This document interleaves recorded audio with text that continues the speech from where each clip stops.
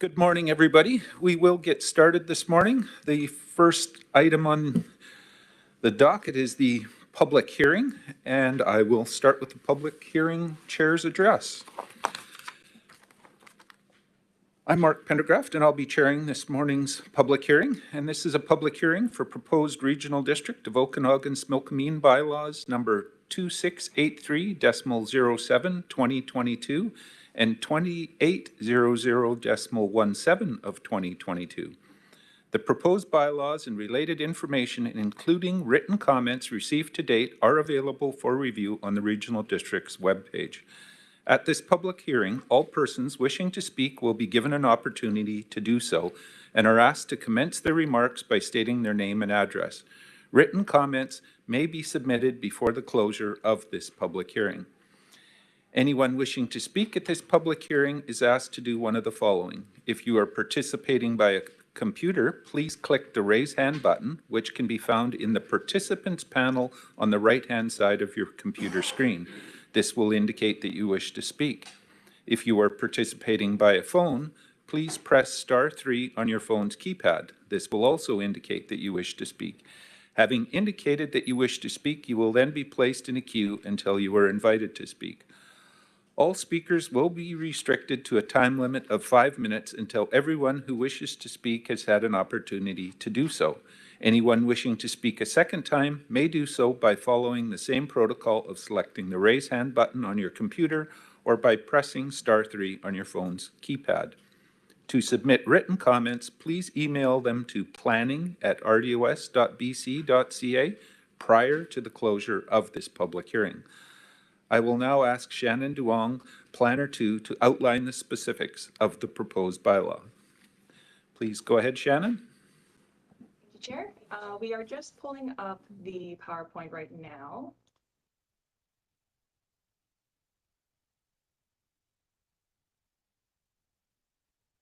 Okay.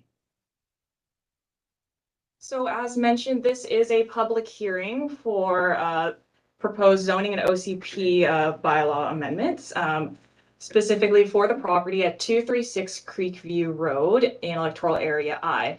The official community plan designation, which currently applies to the property, is medium density residential, and the current zoning that applies to the property is medium density residential apex. The parcel size is 1,005 square meters, and the property is currently vacant. The property owner is proposing to construct a single detached dwelling on the property as shown here with the development plans that they have submitted as part of the application. Under the current medium density residential apex zoning that applies to the property, the relevant permitted uses on the property are apartment building, townhouse, and vacation rental. However, this doesn't include a single detached dwelling, so that is not permitted currently in the RM2 zone. With this in mind, the applicant is proposing to amend the Okanagan Valley zoning bylaw by rezoning the property from medium density residential apex to low density residential apex duplex, which does allow for a single detached dwelling. And additionally to amend the electoral area I OCP bylaw by redesignating the property from medium density residential to low density residential. Thank you. Okay, thank you, Shannon. I will now declare the public hearing open and ask if there is anyone who wishes to speak to the proposed bylaw.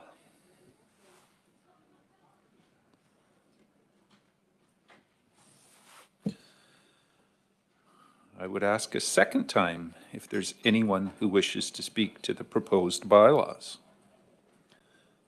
You're seeing no hands there, Danny? Okay.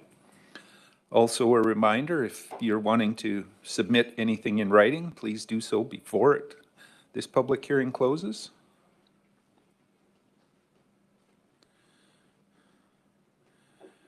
Looking to make sure I'm missing no hands. I'll ask for a third and final time if there's anyone who wishes to speak to the proposed bylaw.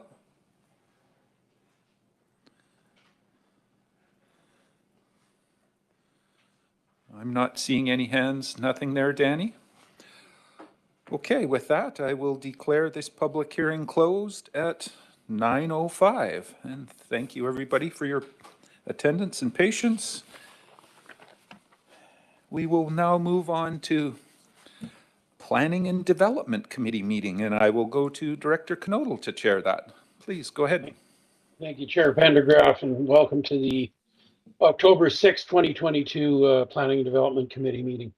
Looking for a motion to accept the agenda, please. Move Director Robinson, second Director Coyne. All in favor? Any opposed? Unopposed. Moving forward, item B is the third quarter activity report for development services.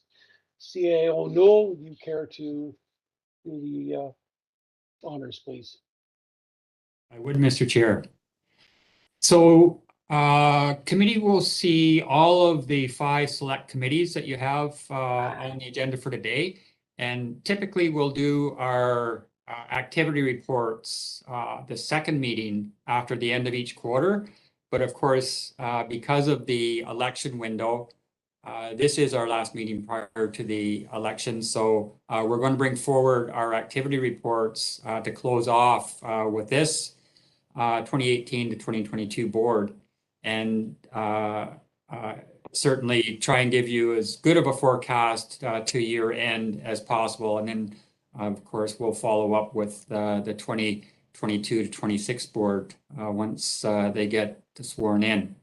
So for planning and development, we have our planning services department, and we have our building bylaw enforcement department. And Mr. Garish and Mr. Petrie will be providing you an update. I've asked each of the department heads to give you the high points, and then of course always available for questions. So we should turn it over to Mr. Garish and Mr. Petrie, Mr. Chair. Thank you very much, CAO Newell. Mr. Garish, Mr. Petrie, please. Thank you. I'll just this PowerPoint going here, and I'll let Mark start it off. Okay, thank you, Chair. Thank you, Chris. So the Q3 building permits issued, we were down a little bit from 2021, about 20%, but our revenue was still up over 2021, which was a record year for us. We're waiting to see what sort of effect the interest rates will have on the last quarter of this year, but we're still seeing a lot of demand in housing and a lot of good construction in the regional district. So you can see we got some really busy areas in Area E and Area A. Area E being the highest dollar value. And this is basically a 5-year average. So we're up about 147% over our 5-year average, which is just still really strong. We're doing quite well. Thankfully, our staff has put in some long hours, even though we're short staffed. So we're really hoping we can retain a new building inspector to help alleviate that pressure. And again, a bar graph of the year over year. So you can usually see the spring bumps and also the summer bumps in permit issuance and revenue. Then moving on to bylaw enforcement. So again, we've retained Angelo, the new bylaw enforcement manager, who's helping close a lot of these files. So we've received 67 files and we've resolved 118 of them. So we're making some good work.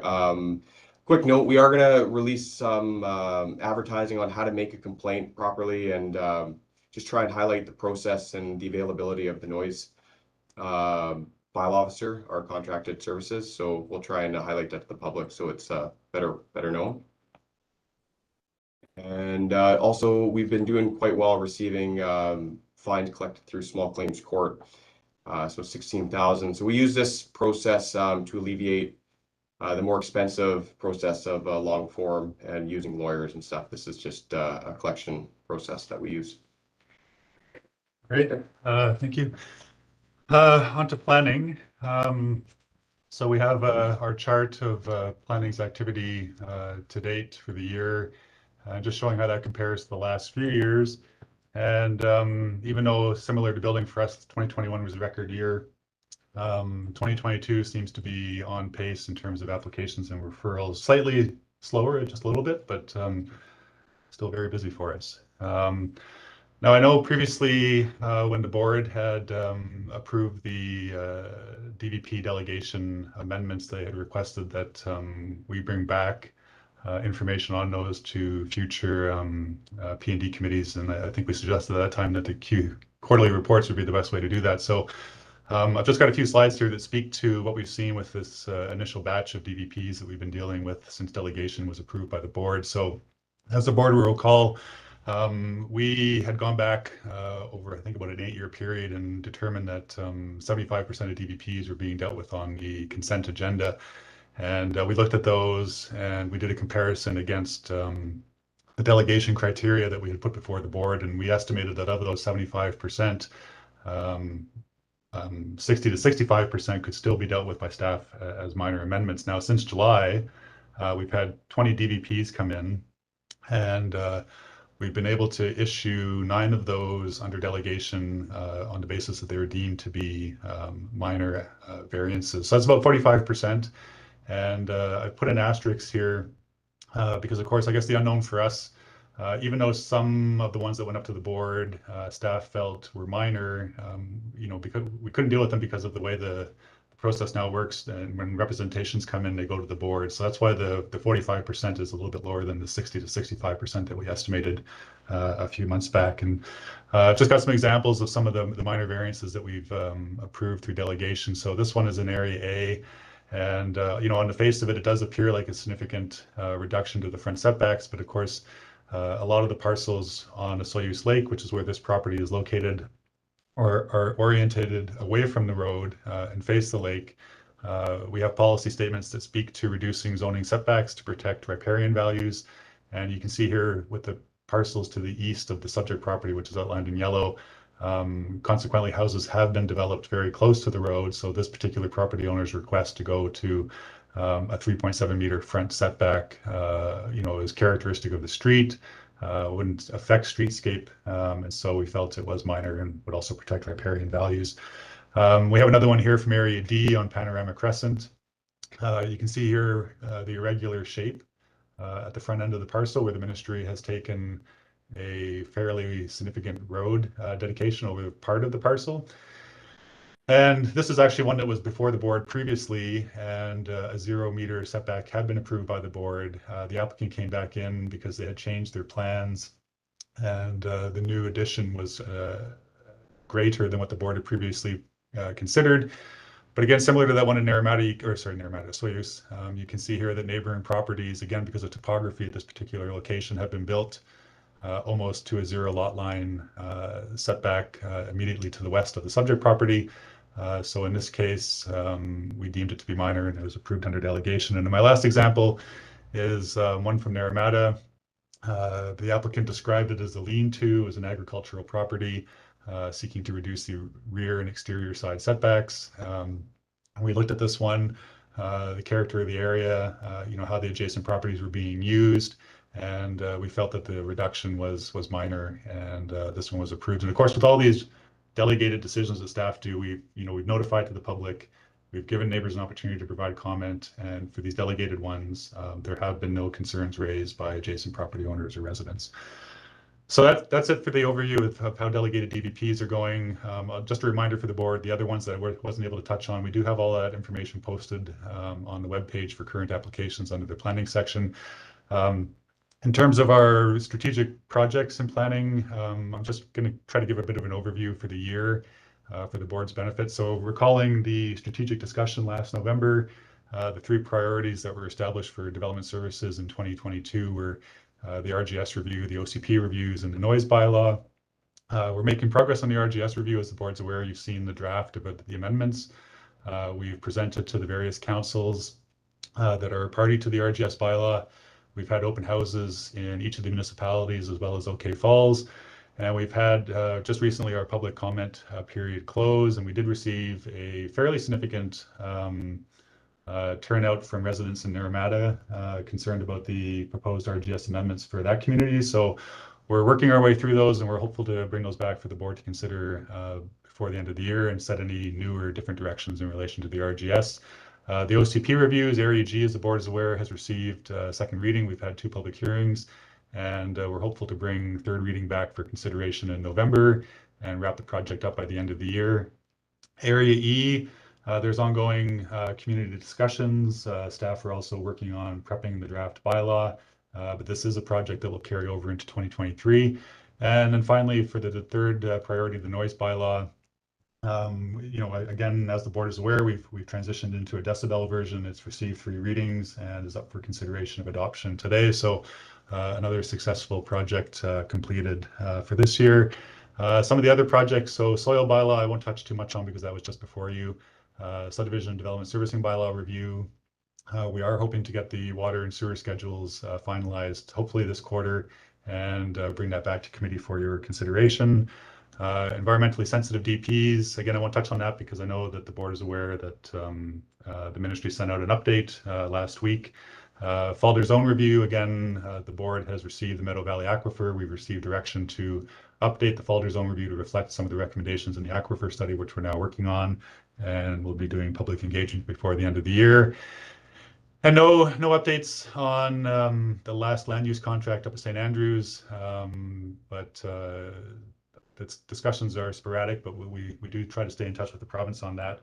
I appreciate that time is limited, so I'm not going to spend too much on this, but because it is our last opportunity for this particular board to give an update, I thought I'd just review very quickly some of the projects that we were able to complete during your term from November to October of this year.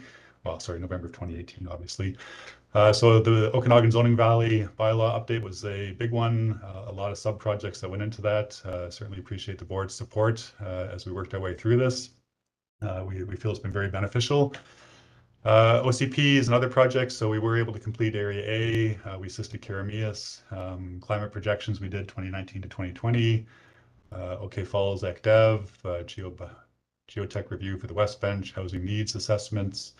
And I should point out too, I know I'm going through this quick, but I will share the PowerPoint with the board afterwards. So, sorry, the development permit updates that we did for the various types that we have, town center implementation for OK Falls, storage container review, temporary farm worker housing, one of our favorites, cannabis production facilities, solar energy devices, lakeshore zoning, street lighting review, the economic development service in Area D. So we were able to get that office designated as a visitor center in 2021, which is a big accomplishment. The ongoing work we've been doing in relation to the provincial development approval review process. So delegated DVPs obviously was one of those, the public notice bylaw, which the board recently adopted. Septic compliance, so the asterisks, not all of our projects ended successfully. I know this one we spent a lot of time working with the board trying to get a successful outcome, but unfortunately this one didn't quite get through. And then the development services software implementation, that one's still ongoing as well, but hopefully we can wrap it up soon. And finally, just I appreciate this is a very busy looking chart, but it just shows the volume of applications that we've been dealing with over your term. I think the average is about 250 a year, which for us has been a very, very busy board term. You can see the breakdown on types here. And again, I'll share this afterwards, but certainly in terms of volume, development permits are the one that we receive the most frequent. And finally, I just wanted to acknowledge, there's a lot of staff, talented, dedicated people who've helped us with these various projects over the board term and also processing of applications. Staff on the left are our current staff, but we've also had a number of other staff who've moved on to other opportunities, and they're all shown on the right. And just an update for the board too. You'll see that Danielle is on the right. She's accepted a position with a different local government. So we've hired Ben, who's one of our new planning staff now, to assist, and we still have a vacancy that we're hoping to fill before the end of the year. But as I've conveyed to the board recently, it's a very competitive market.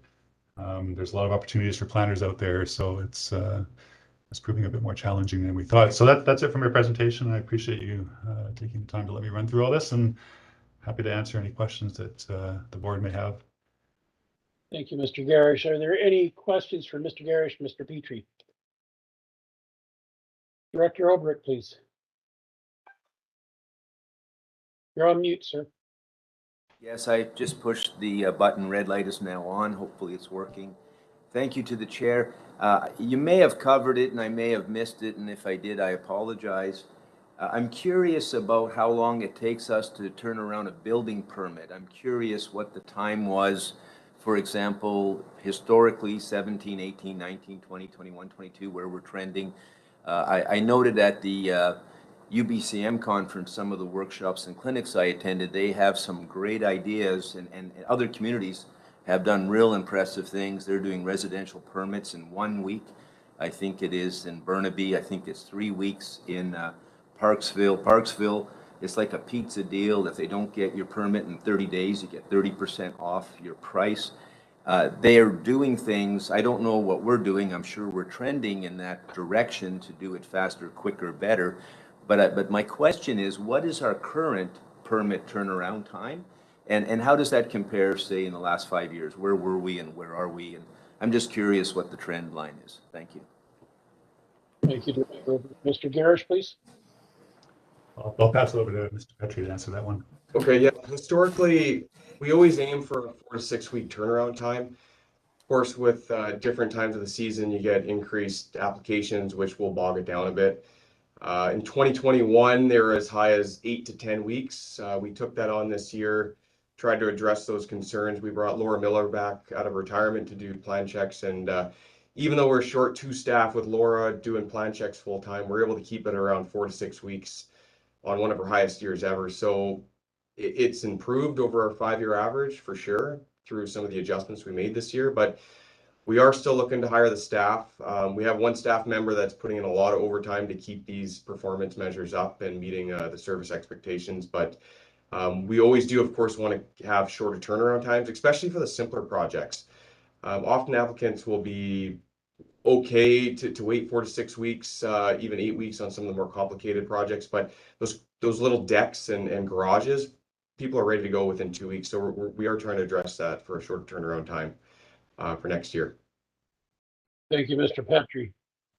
Any other questions for Mr. Garrish, Mr. Petrie?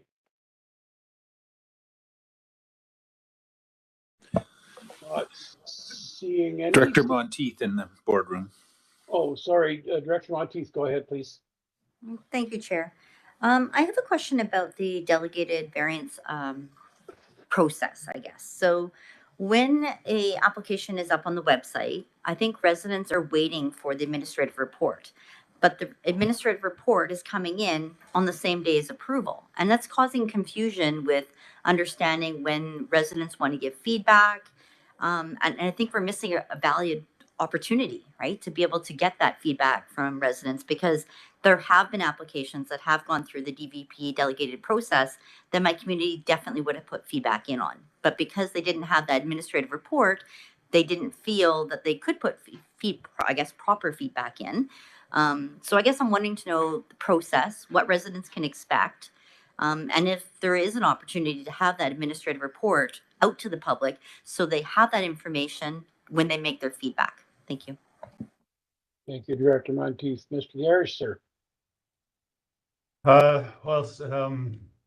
at the moment, I guess the premise that we were working on in relation to proposing delegation to the board was that this would offer a quicker avenue for approval for variances that were deemed to be minor and which didn't cause or result or generate any concerns from adjacent neighbors. And so our processes that we've set up have us almost, as soon as an application comes in, notifying it to neighbors so that we can get that feedback period started and provide them an opportunity, which I think is about 3 weeks, to put submissions in.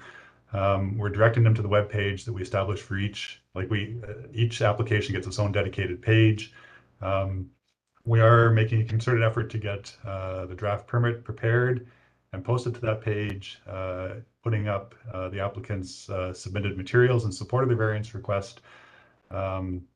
And then, but honestly, we're not doing the report, I would say, for at least certainly not the first week. And I would say during the second week is when staff are drafting their assessment to determine, A, is it minor? And if it's minor, is it appropriate to be approved under delegation? And if it's not, then it's, as the board is aware, we'll kick it up to the regular board meeting for the board to consider the variance. But if it is, then we wait for that consultation or that feedback opportunity to close before we will finalize our assessment and make a recommendation as to approving under delegation. So I appreciate that previously suppose the public had the opportunity of seeing the board agenda the week before the board considered an application, but our previous submission deadlines meant that representations to the board were supposed to be in before the agenda came out. So they weren't necessarily getting that opportunity to see the staff assessment previously either. And if the idea with the delegation is to do permits in a quick time frame, having staff complete their assessment and then providing additional time for people to put comments in based on that, it would certainly require thinking more thought into how that could be done. Thank you, Mr. Garish. Any other questions for Mr. Garish, Mr. Petrie, Director Gettens, please? Thanks, Chair. I just wanted to follow up on that because I think it's a good question to have. I think relying just directly on the neighbors to put in comment, I think we're relying too much on that part of the process. So maybe this is something that we could discuss, like when the new board is here, just go over this again and make sure we're doing this in the right way. Because I appreciate we need to expedite a lot of things that we can do, but we got to make sure we're doing it in a way that the citizens understand and it's clearly communicated to the citizens the process. So maybe it's something that the new board can talk about at strategic planning about how we're going to do this and expedite it a bit, because I think there's a way to do both well. Thank you, Director Gettens. I'm not sure. Mr. Garish, do you care to comment? No. Thank you. We'll definitely look at that going forward. Any other questions for Mr. Garish, Mr. Petrie?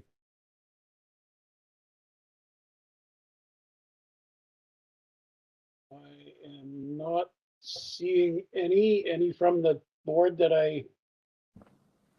Not that I see. Thank you very much. That being the case, we'll call this session of this meeting closed, and we'll move on and ask for a motion to adjourn. Thank you, Director Robinson, Director Roberts. All in favor? Any opposed? Thank you all. Back to you, Director Pendergraft. Okay, thank you, Director Knodel. That brings us to Corporate Services Committee, and that's one I chair. So looking for a motion to approve the agenda. Moved, seconded. Thank you. All in favor? Great, thank you. Any opposed? Motion carries. Just the one item on here, and that is the Corporate Action Plan. I'll go to the CAO. Thanks, Mr. Chair. So we consider our activity reports an important part of the board oversight capability. And I understand that we may not have gotten our corporate services activity report out somewhere along the line. It may have got eaten by our eScribe application. I can guarantee you it was prepared. Each of our 4 support departments that report through corporate services, being legislative services, human resources, finance, and information services, identified what they had been working on in Q3 and where they were going in Q4. But I regret that we may not have gotten that out to you. So as soon as we locate it, we will send that out. But having said that, I can guarantee you that they have all been industriously working away, certainly legislative services on getting ready for the election. And finance is well underway with the development of the 2023 financial plan, and human resources always working on recruitments and retention. And for information services, it's a matter of upgrading our capabilities. And you can see already some of the improvements that we're being able to make in the boardroom with regards to communication.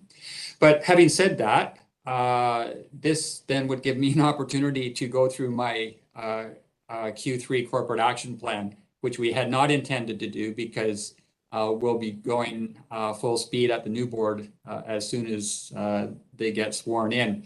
But I understand that did go out. So if I could, Mr. Chair, I'll just run through really the ones that we aren't going to accomplish during this board's term. And some of them are minor, but there are some fairly significant ones that we've made changes on for various reasons. either we were relying on some external function to help us complete it, or some of the pieces didn't fall into place. It is very important on how we word our performance indicators, and some of them will say we were supposed to have completed something and we may have made good progress, but just not being able to close it. I can see Director Coyne getting all snuggled up there in his blanket. That's interesting. So as far as our first key success driver, the one that's focused internally about being a high performance organization, we always endeavor to provide better financial oversight for the board. And one of those was we wanted to develop a fees and charges policy as to how we create fees and charges and what the establishment parameters are for fees and charges. We have a fees and charges bylaw, but that just puts in legislation what the fees and charges are so that we can enforce if and apply in our budgets. So always the fees and charges bylaw goes in concert with the financial plan at the start of the year, because we are on a calendar year. But we didn't get to the policy part, and we're going to carry that forward into 2023. As far as effectiveness, when we started our organizational change program back in 2008, we endeavored to do a staff perception survey each year, which we do at the end of the calendar year.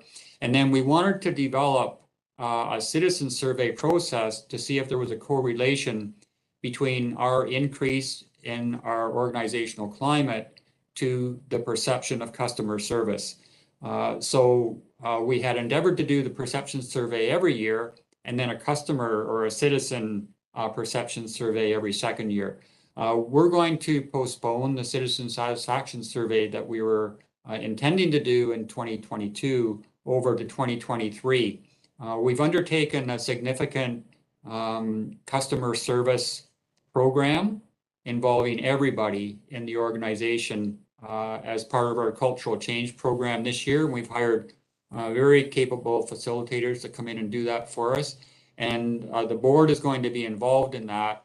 And I believe we've set up Tracy Lorenzen to come in and discuss that with the 2022 to 2026 board. So we aren't going to do the citizen satisfaction survey this year, but the rest of that one is going to be completed.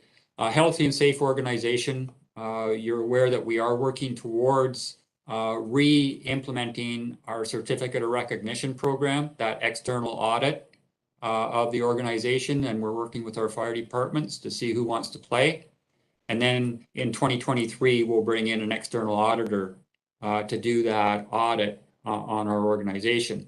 We had done this back in 2010 and 2011, and then just because of the amount of work required and the expense, although if you pass, you do get a rebate on your workers' compensation premiums. So we've figured enough time has expired now that we should try this again, and we're going to be working on that in 2023. Organizational culture, we're moving ahead. We did our staff perception survey, and we have those longitudinal results that we present to the board each year as to how our employees feel about those 8 characteristics of high performing organizations and how they rate our organization against those. And then typically we'll create an employee committee to look at all the results and develop an action plan. And we didn't do that in 2022 because we had already decided, based on the comments and feedback and results we were getting from our employees, that we really needed to up our game as far as customer service and to be more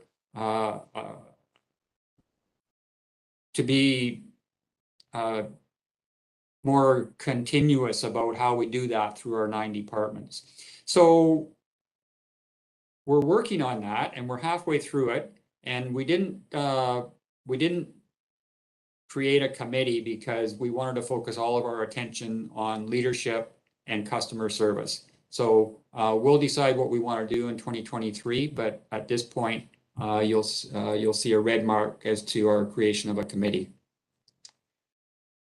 Although the results are encouraging from the statistical results, so that's going well. As far as our second key success driver, the outwardly focused one, the one about customer experience, there were a couple of things that we had intended to undertake in 2022. One was the evaluation of the Lower Nippet Improvement District and whether we should absorb that, and the board said no. So that was abandoned. And the other one was about developing a customer relations and experience plan. Well, we decided that we would go external on that and hire a facilitator and bring in somebody that could really help us focus on that. So that was a duplicate of some other program in the plan. So we just took that out. And then as far as we've had this issue with concerns expressed by the public about our right to enter. So there is a right to enter for any local government staff in legislation, but it's really the process about how we go about it. And we wanted to do a complete review on that, and we're almost there, but we didn't get to the point where we could present that to the board for discussion. So we marked that red, but we will finish that in 2023, and we will be having a discussion about that. When we get into key success driver number 3, these are these 3 pillars of community sustainability. So on social sustainability, we had a couple of things that we had identified. As you'll recall, in 2021, we did our own strategic planning process and identified a lot of projects for 2022. And then we brought in Gord McIntosh and did a second strategic planning workshop at a higher level. And there were a number of new projects that were identified in that process that we tried to shove into the capacity box, and they just didn't fit. So we came back to the board after having looked at our administrative capability to complete those, and we took some of them out. So you can see that under regional emergency management, we decided that we would do an emergency management program review. So some of the other tasks that we had identified for 2022 were leaving because it will be dependent on what that external audit of our emergency management program brings forward. So you'll see a number of red activities under there. Some of the other things we took out, each year we discuss whether we want to create a flood management service, and we never do. So we put it in for discussion during strategic planning, and then usually take it out during budgeting. So that would also show as a red. And I'm sure we'll do again, just based on the flood hazard, we'll probably have another good discussion with the board for 2023.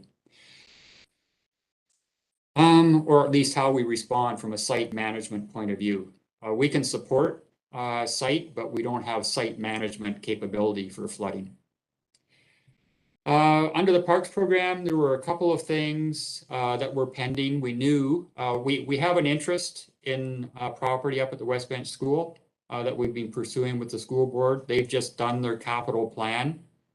So we need to have a discussion with them now about whether they're going to dispose of part of that school and whether that would be beneficial for the community. So we didn't get to that point for 2022, but we'll bring it forward for 23. And same, the addition to reserve of the KVR through West Bench is complete, and the Penticton Indian Band has not yet determined what they're going to do with that part of the KVR that got returned to them. So we'll pursue that in 2023 as well. Under long-range planning documents, we had endeavored to get the Okanagan Regional Growth Strategy complete. We did not, so that shows red. We wanted to get the Area E Official Community Plan complete. We did not, so that shows red. And we had a whole bunch of planning projects that we identified during the McIntosh presentation that we weren't able to fit into the capacity box for 2022, but we will certainly consider them for 2023 going forward. When we got into solid waste management, we have a lot of red on this one just because we can't get an answer from the ALC on our organics treatment and processing facility that we have planned for 1313 Greyback Mountain Road. So everything as far as the design operations closure plan and into the new access and the scale, we cannot do until we know if we're going to have a facility next door at 1313. And if not, what we're going to do with our organic material and the composting facility that the city of Penticton has a license to operate on Campbell Mountain. So just a whole bunch pending on that decision from the ALC. Committee is aware it took us 14 months to get a decision initially on 1313 Greyback Mountain Road, and now it's been 8 months since our application for reconsideration, and we just have not had a response.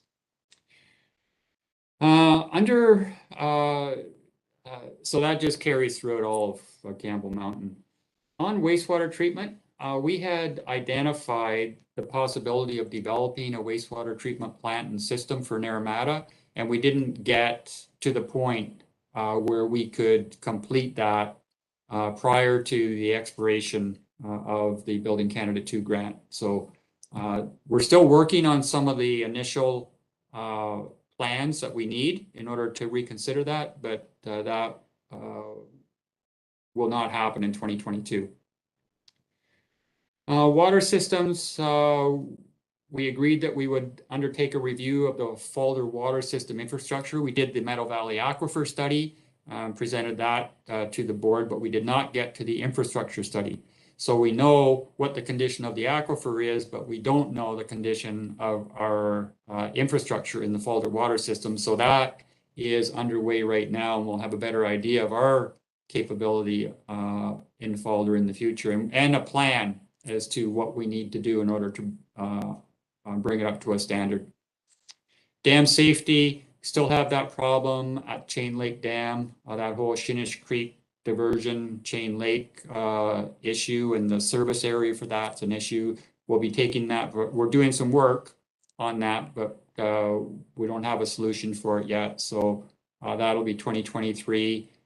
We didn't get into a climate change preparedness plan, and we didn't explore alternative energy sources. So those will be 2023 carry forwards. And then everything else, as far as our fourth key success driver for governance and oversight in representative democracy has gone well. We're certainly plodding through the election process right now, which was an important part of that. So that is an update, a really quick update on the 2022 corporate action plan, Mr. Chair. Oh, thank you for that. Any questions?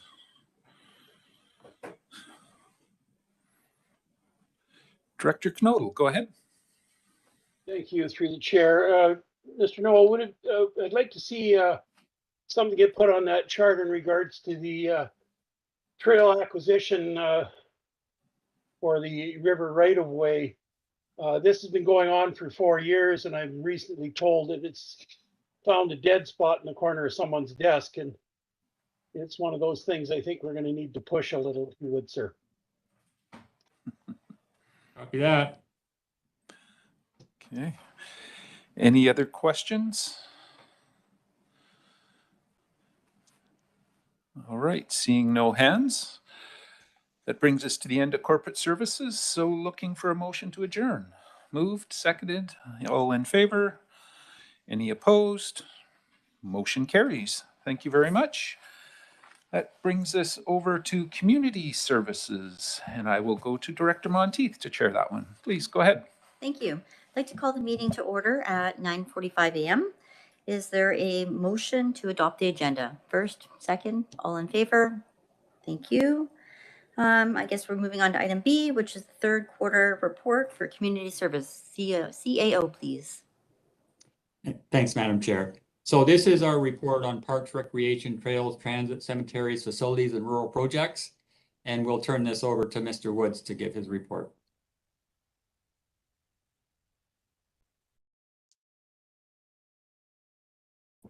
Mr. Woods?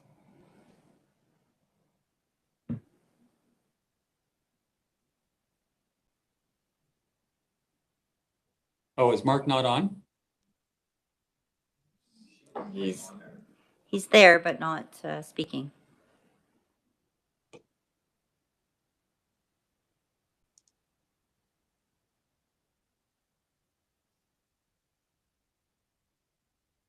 Mr. Woods?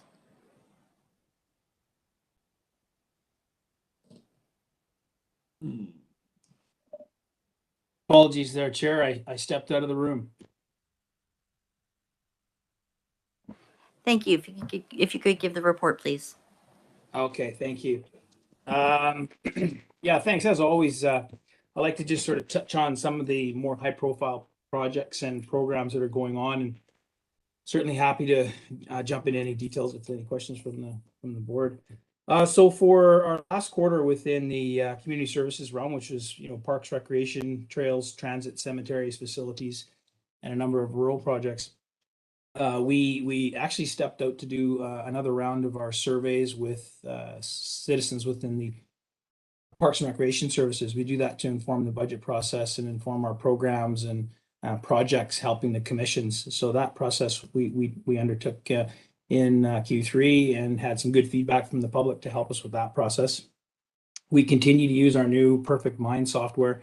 Some stats there on the number of members that are up. So excellent tool for us to showcase all the programs we have throughout the region in different areas and get some consistent booking and process through that.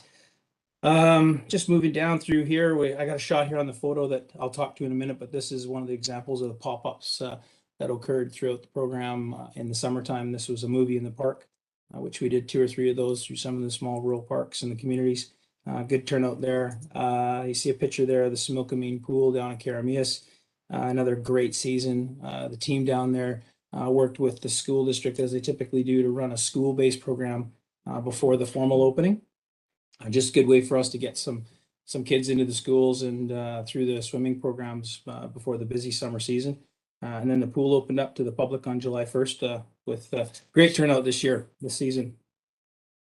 So into the bookings and special events category, I said we had a number of pop-up events that occurred, some movie nights, some craft events, beat the heat events. The idea just moving our physical activity trailer around the region as a bit of an opportunity to show up in some of the smaller communities and build some usage. A great turnout there. The Naramata water storage, that's a good example of where we had a question come from the community through the commission a number of years ago, where they're looking for some opportunities for storage. So we have this within our recreation program, because now that we've built out that facility, someone needs to look after it. So excellent example there where our team stepped up to help the community and put it into the booking program, and so got some good success out of that facility this past year, which was its first year out of the gate. We're seeing some uptick post-pandemic. We're seeing good increases in our programs. There are lots of folks that are out keeping busy, family programs. So usage is going well. So we're gonna start tracking those statistics a little more closely, so we can help again with building new programs. And we'll bring that detail forward as we receive it. Another category I wanted to touch on, the film industry and the lots of good uptake. And we know through the Film Commission, John Summerline does a good job of keeping us informed. And throughout the year, they post a lot of questions to us, looking for locations, looking for details. The Film Commission facilitated a few meetings with local governments throughout the regions to come up with a more formalized process for booking. So we know some good examples were created. It focused pretty heavily on the municipal sector. For us as a regional district, we don't undertake business licensing, so we have a little different environment there. Often these places that they want to book are in crown land locations, so we often just become sort of an intermediary between different agencies and connecting them. So we're going to continue to support that industry as best we can as those requests come in. We do that through Augusto Romero, our recreation manager, and his team, because it's usually where the requests come in is just into our our community buildings and spaces. A really interesting example that was this CBC Still Standing filming that came up. So, we wanted to, that was focused in Okanagan Falls, so we have a lot of facilities and spaces there. So our team helped with the CBC crew to work out the logistics of that. So great example, good successes there. Another increasing piece is the sporting events, and I've listed out some of them here. Expedition Canada, Grand Fondo, Ultraman. These are really big events, and certainly they're often central to some of the bigger municipalities like Penticton. And we just saw, again, great success with Ironman.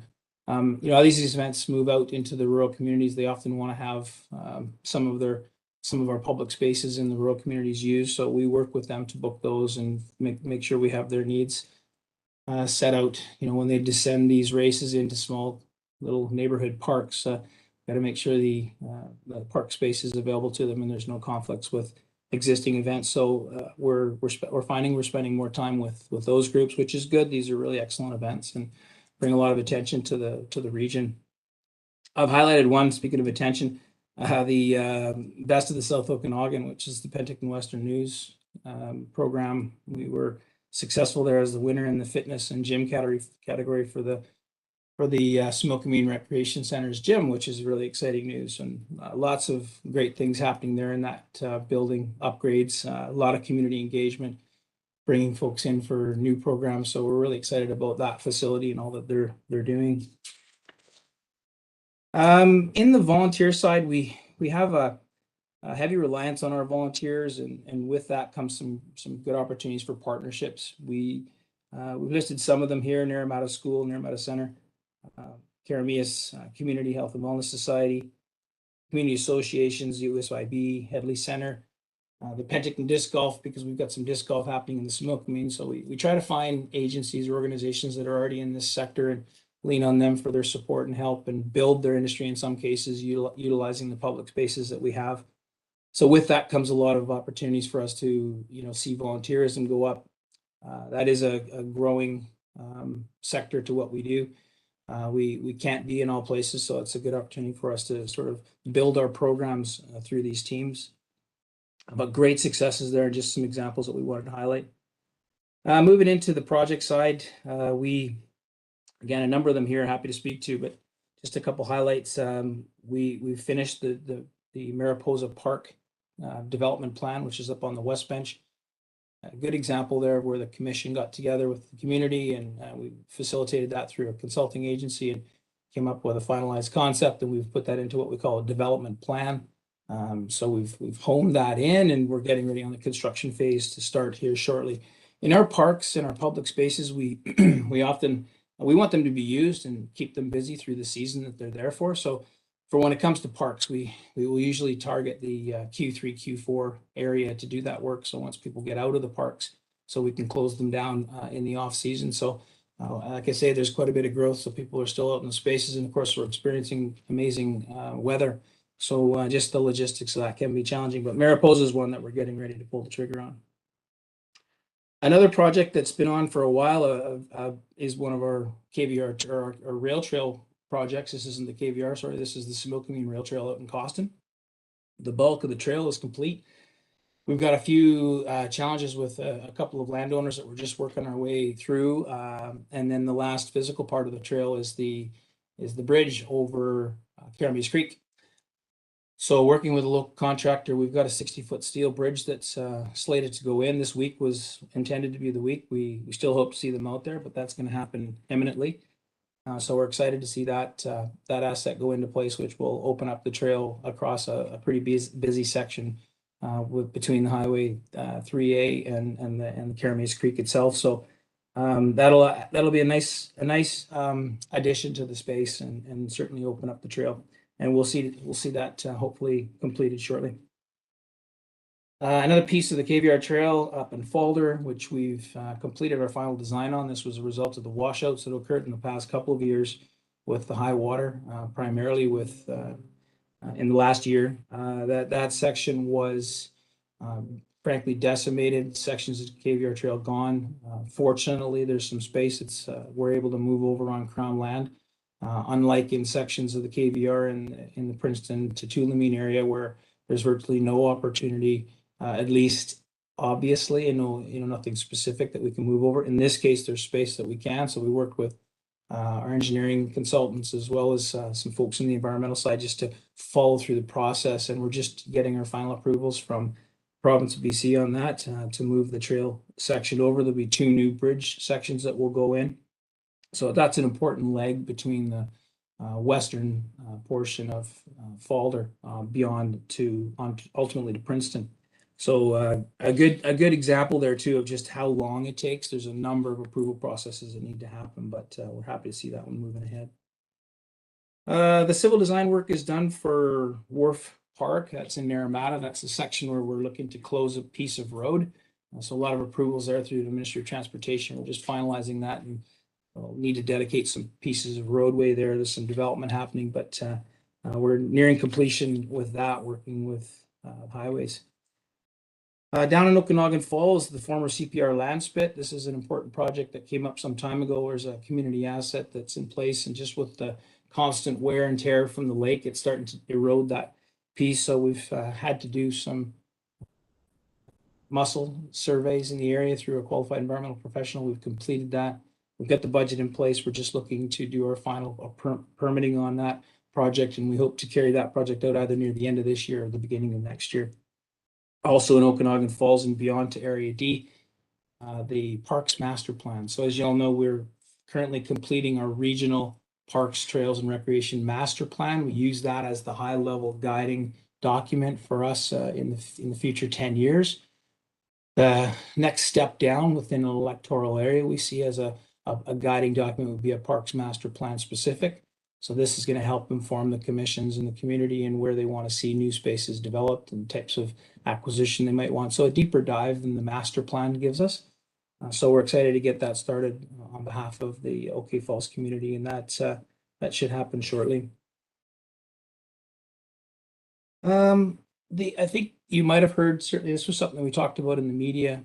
We had an opportunity come to us through some local individuals and companies that were interested in opening up Adra Tunnel or Big Tunnel as it's known as. This is the second tunnel. So we have Little Tunnel just above Naramata. If you keep moving up beyond second and third track, there's the large 500-meter roughly curved tunnel that's in place that was closed some years ago. So we've worked with the province to get some approvals. Obviously, it would be a pretty substantial asset to have open. It's quite a marvel to see it. So we have a number of steps that have to occur, and certainly that subject matter expertise that we need to bring in. And fortunately, those that are interested in doing that have that expertise. So we've worked out a solution with the province for approvals to regional district being the agent to move the project along, and a contract for services with these companies to take the work on. So that's just commencing now. We've secured the area, created a bypass trail for the public to use while that's happening. So we're looking forward to seeing how that commences. We've just moving into the next quarter. We have a couple of interesting ones that we're working on. We're going to do some sessions with the city of Penticton and some of the municipal partners on this events side of things. As I mentioned, some really big events happening. So almost really doing a debrief on how things went and how we can help as a regional district within our parks programs, our booking programs, our facilities. Again, lots of things happening from the larger municipalities out. So how can we help with that? So our staff will be starting with that process in Q4. Another one we're looking at is the concept of an accessibility committee. More and more, we know we need to be following the standards and guidelines that are in place for accessible usage of public facilities. So we see a trend there where local governments are starting to establish formalized committees that actually have individuals that know that detail specifically. So we're not looking to go out and find consultants to inform us and tell us. We're talking with people that actually know those details. So we're going to explore that with some of our municipal partners to see if there's an idea there where we can get a staff-based accessibility committee in place to help us inform some of our projects moving forward.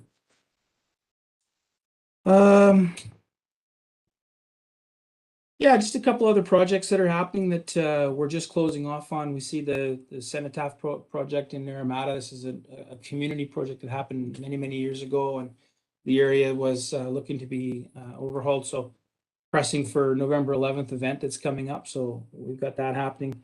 We're down to 2 final designs for the Tulameen Community Park. This is a space that's adjacent to the outdoor rink in the community of Tulameen.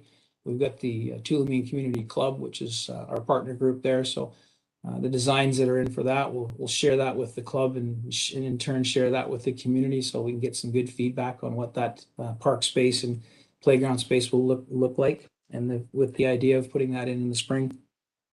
And really, here we are, we're winding down. I said earlier we're busier, but our crews are also busy. We have seasonal staff and we need to use them while we have them. So we're winterizing our spaces shortly. Again, November 11th events, we see events happening in the parks, but soon after that, weather changes. So we've got to be prepared and ready. So we'll be busily doing that. And at the same time opening up, we've got our ice rink in Karamia. So we'll wait for the weather to change because that's an outdoor space. We're dependent on the cold weather. So just prepping and getting ready for that.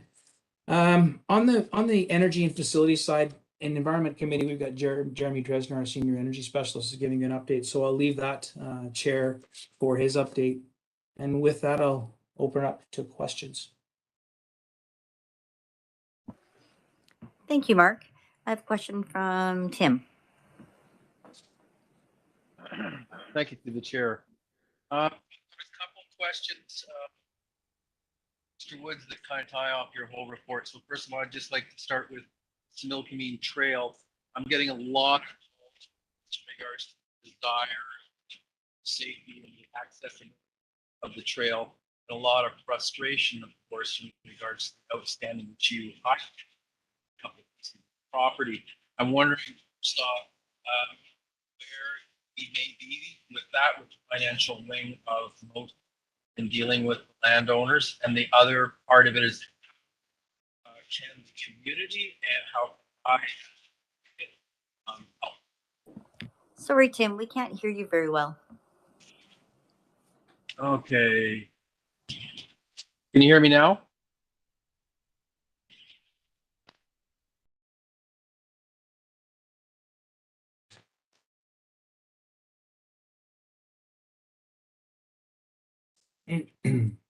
Hello. Lost you again. Can you hear me now? Yes. Sorry, Chair, maybe I can jump in there if you don't hear him well. Basically, I think Tim is wanting to know a few more details on the progress regarding the development from Becks Road, off the trail from Becks Road to Daly, I guess.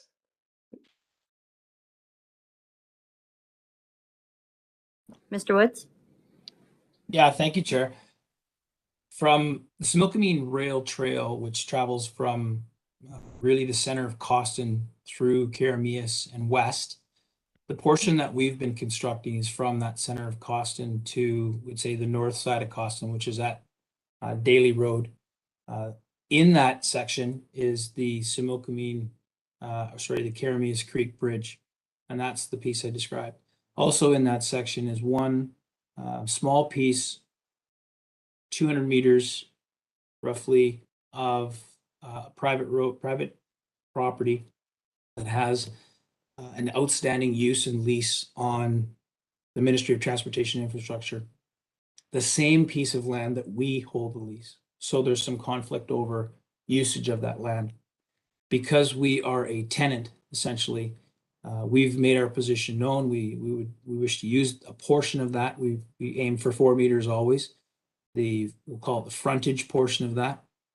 And we want to make sure that we do that and not interfere with the businesses there. It's a very long-standing business, and not have them incur any undue hardship or costs. So we're working through that with the owner, being the province. The other section, which is north of Daly, goes on to, again, a piece of Ministry of Transportation Infrastructure, their financial arm, which is BCTFA. They lean on their local Modi representatives to participate in that. So we've been invited maybe 3 times recently to that site to meet with them, as well as the owner of the ranch lands, which is really adjacent to all of it. And it's a massive section. It's the curved piece which takes you in towards Karamias. Some time ago, because that's all agricultural land, the Agricultural Land Reserve ruled that the regional district would need to move over adjacent to the roadway. However, in the same time, they indicated to the landowner that they would allow them to use the curved former railway so long as they deeded 5 meters of space for our use adjacent to the highway. So really moving us over, highest best use, continue to farm the land, and we use the space adjacent to the highway. Adjacent to the highway is certainly not ideal. We don't want to be on a highway for a busy active transportation corridor. There's health and safety issues, flying debris, dust, rocks, you name it. So we want to be away from the trail as much as possible. That's the situation with both of these parcels. So for the larger one, there was just a meeting where the landowner was there. So they have province has hired a negotiator on this to work the deal. And again, we're an interested party. We have no land ownership here. We wish to be a tenant on provincial land.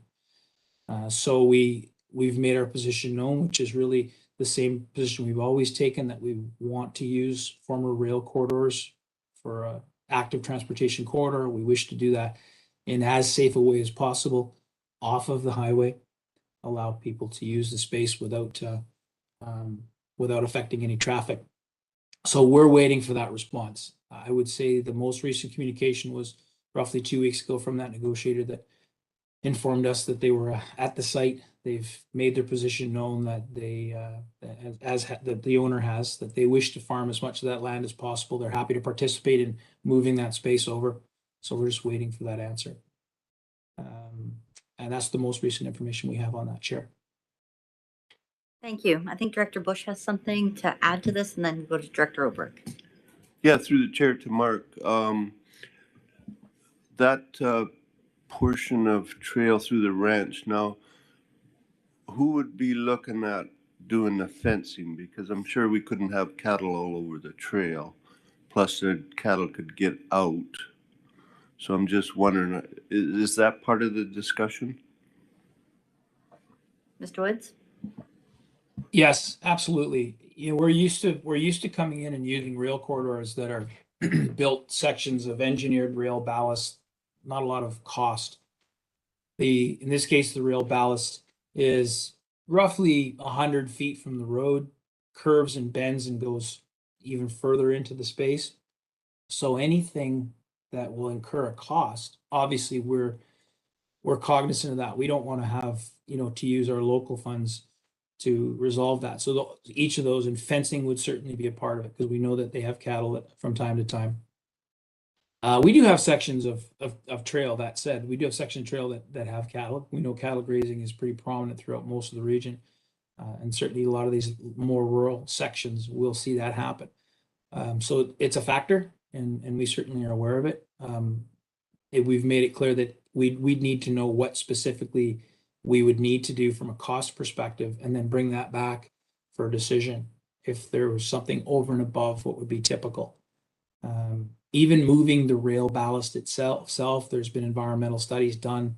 There's a report we're not privy to it because it's under the two owners that are negotiating this, but we understand that there's level 2 environmental concerns raised over the type of material that's there, and often cases that's fine so long as you leave that material it's in place. But if we start moving rail ballast, that type of challenge would be an issue even before we get to something like fencing. So yeah, excellent point, and we'll keep that type of thing on the list so that we don't lose sight of those. Ultimately, we wish to get a long-term tenure, and if we're left with higher costs than we would typically see, we'd have to bring that back for discussion. Thank you, Mr. Woods. We'll go over to Director Obrick. Thank you to the chair and through the chair.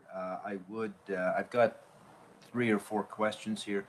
Like Director Roberts, we've got lots of questions in community, lots of enthusiasm, concern, interest in the trails. I have an email from Tuesday, community member asking, what's the plans for further development of the KVR trail in our area? Do we pledge to keep it as is, which is a cryptic question. I don't know if that means make it better or keep it static. And if so, what is the action plan? Please include the budget. So I'm asking if we have an action plan and a budget. If you could provide it to me, I'll pass it on to the community member. What I'm reading here is a interest in an update on what's going on with the west side of Vassal Lake. That's a long history there. Where are we at?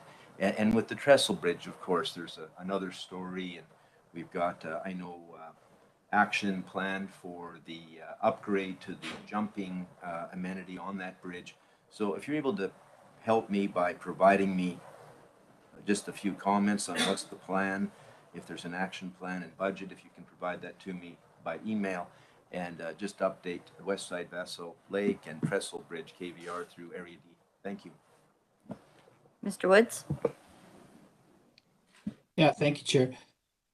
So we follow, from an action plan perspective, we follow the Parks Trails Master Plan. Well, it's really the first one we had, which was in 2012, is our Trails Master Plan. We're still following that. And once we get our new Parks, Trails, and Recreation Plan, we fully expect it'll keep us moving down the road towards linking and connecting communities off-highway, safe, enjoyable, primarily on the former rail corridors, because it's an opportunity. It's an opportunity to use Crown-owned land for the most part. It's Crown-owned. In other words, we're able to do it without incurring large costs for land ownership. The other factor there is and CAO mentioned the addition to reserve process with the Penticton Indian Band. These are beyond our control. They're federal addition to reserve processes. That one closed, but it's of course now under new ownership, being the band. Our perspective is we would bring in a budgeted item with a plan when we know we have an opportunity, meaning the tenure is in place. There's nothing stopping us from moving forward short of construction. There can be challenges internally with one site to the next. In case in point, the two parcels in Similkameen. Those are things that they can come up on us. But the action plan per se regionally is, we're an opportunistic organization in that if something changes and one of those parties wants us to move ahead with a project, we try to do that. Case in point, we talked with the Oswego Indian Band a number of months ago, and they had we want to move the trail from McAlpine Bridge north of Oliver north towards Nylington Bluff, and then beyond Gallagher Lake. Always something we want to do. We have tenure on either side of the land that is the Swiss Indian Band lands. So we presented to them, and they said, yes, go ahead and do a concept plan and come back to us. And we're currently doing that. So it's difficult for us to talk about all the nuances of this massive section of trail throughout the region, two sections of trail, because there's a number of factors in place. So whenever we talk with the trail groups, parks commissions, members of the public, our perspective is always the board wishes to move this objective forward, meaning connectivity of the trail for the communities, focused on the rail corridors.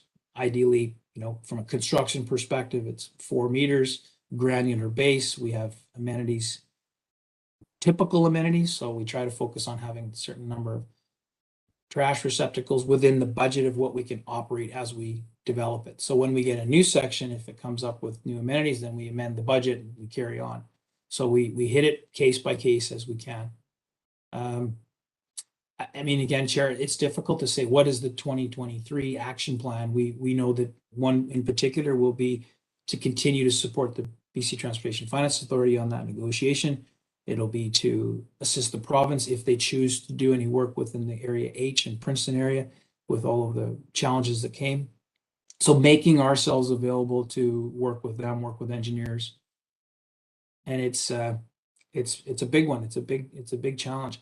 I'll also note, and we don't have all the details, but I talked with the CAO about this just yesterday. We've heard from our colleagues at the Rec Sites Trails, which is typically the agency that we work with on the province, and likely as a result of discussions at UBCM and others that are occurring here locally, the province within the Rec Sites Trails branch is now under the Ministry of Environment. The Ministry of Environment has indicated that they're looking at the governance of the KVR Trail and Similkameen Rail Trail.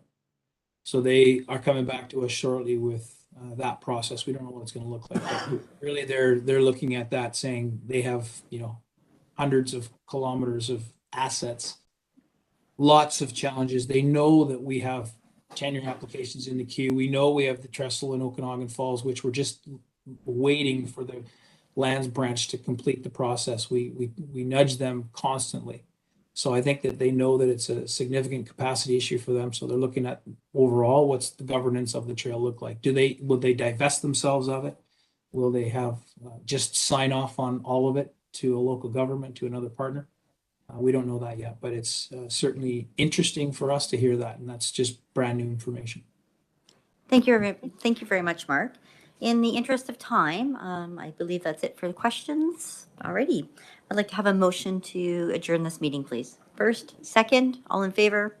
Thank you. Thank you, Director Monteith. We are getting a little bit behind schedule here. I'm going to suggest that we hold the Protective Services Committee off until after the board meeting or after the Environment and Infrastructure if we get through that quickly. So I will go to Environment and Infrastructure Committee at this time and Director Gettens to chair that. Go ahead. Thanks, Chair. If I can get a, I'm going to call the meeting to order. It is 10:17. I'm just, did everybody get this, the second report in your email and stuff? So we'll just amend the agenda and I'll make this item B1, I think would be the process. So if I can get a motion to adopt the agenda as amended. Thank you, and seconded. Thank you. All in favor? Any opposed? Most excellent. Okay, so we're going to go to our third quarter activity report, and I'll just pass this over to you, CAO, please. Thanks, Madam Chair. Yeah, typically if we have delegates on an agenda, we'll try and hit the delegates first. I'm not sure if we have Mr. Wiseman from the ministry on yet, but I know that Mr. Dresner is in the Gord Davidson room and ready to present on climate change. So I'm wondering if we could just change the order of our agenda. And so we'll go to Mr. Dresner, and then hopefully by that time, Ministry of Transportation Infrastructure would be on. Thank you. Sounds good to me. Mr. Dresner, please. Thank you very much, Chair. So, Danny, if you'll be kind enough to put my presentation up on the screen.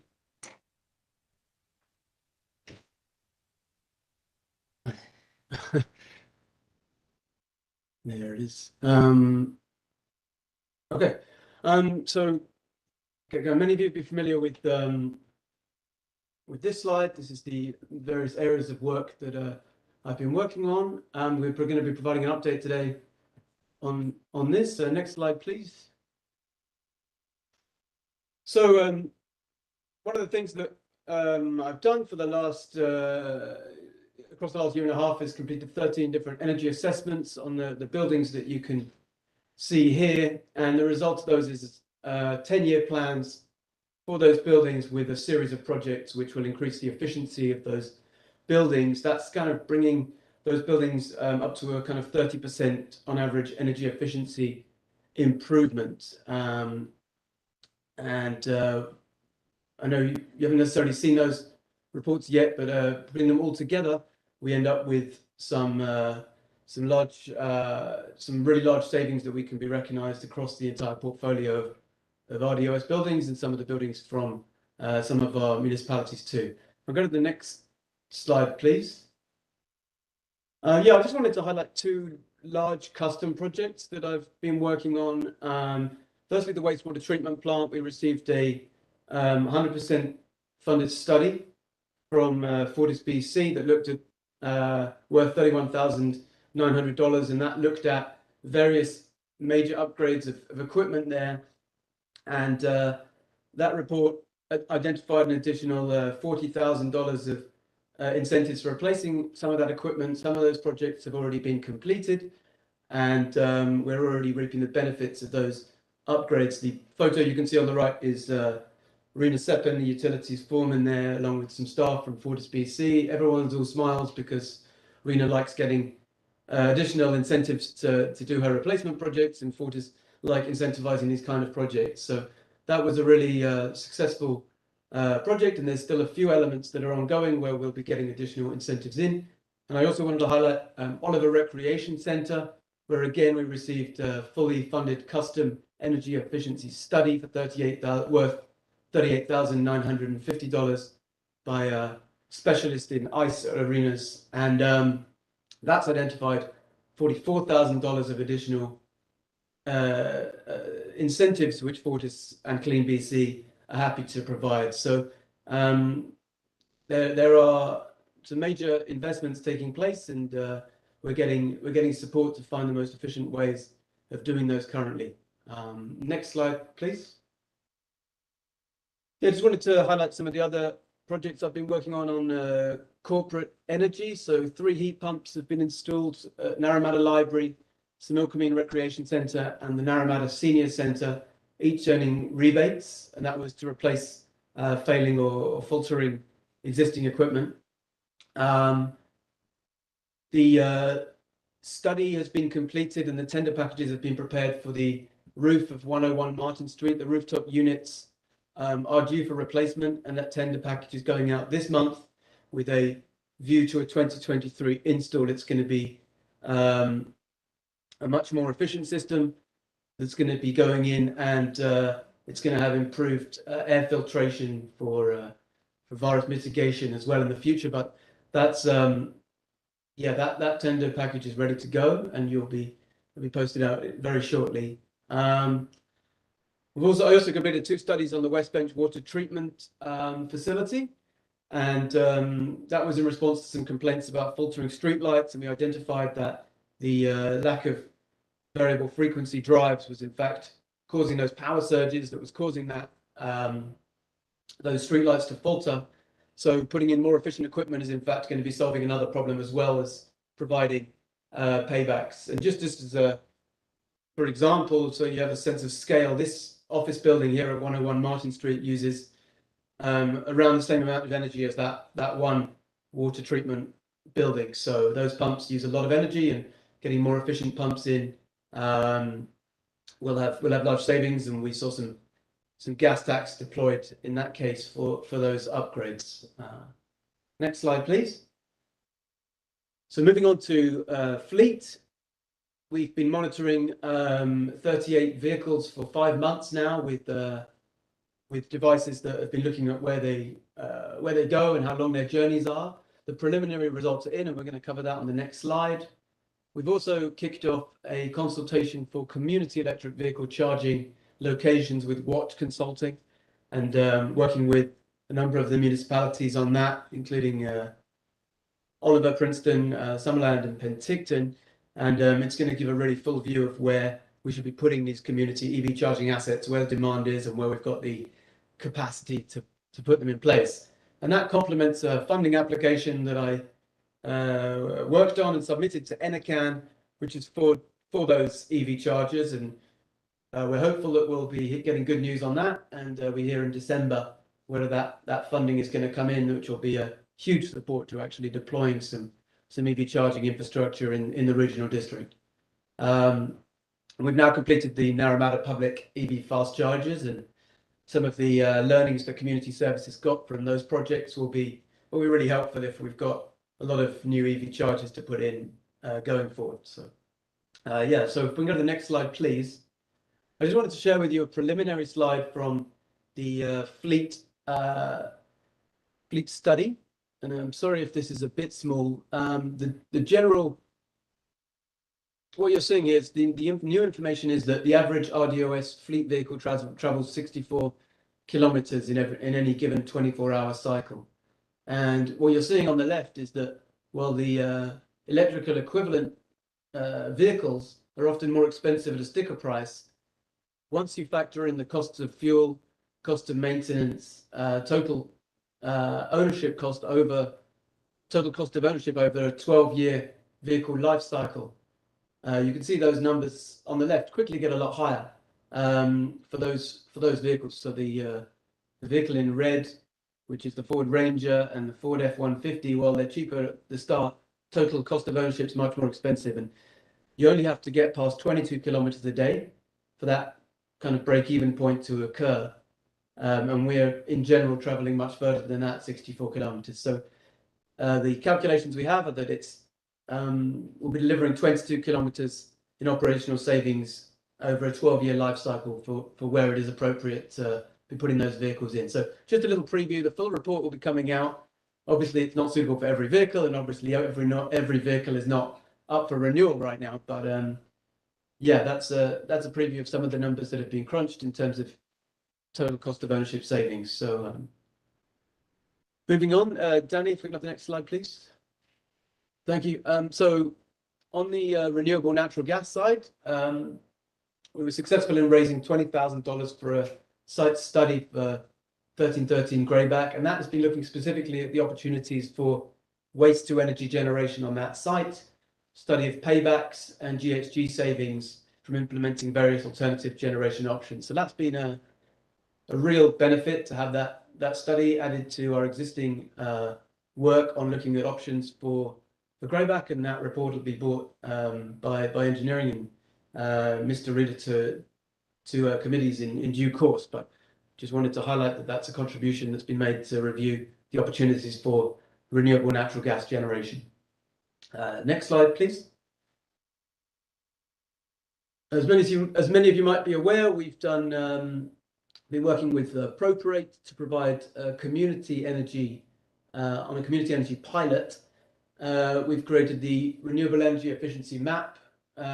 Really pleased to say that we've had more than 1,000 users who've used this software now. So we are aiming to get 1% of all residents in the regional district running homes through the software, seeing what upgrades they can make and getting those custom reports. And we've achieved that now, so I'm really proud to say that. Just last week, we ran a raffle where there were 33 EnerGuide home assessments available.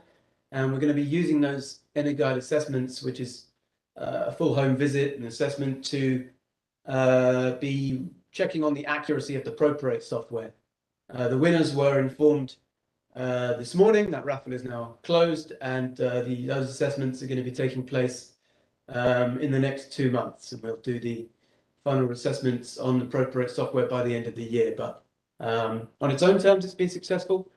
How accurate that software is, we're going to be finding out. But we've been really pleased with the uptake. There's clearly a lot of interest in home energy efficiency upgrades and saving money on bills from homeowners and residents in the regional district. Next slide, please. Yeah, so overall, that's totting up the various incentives that have been brought in. It's $653,408 from external sources, and a cost of only $40,000 for reports. Another thing I've been working on is our corporate climate action reporting.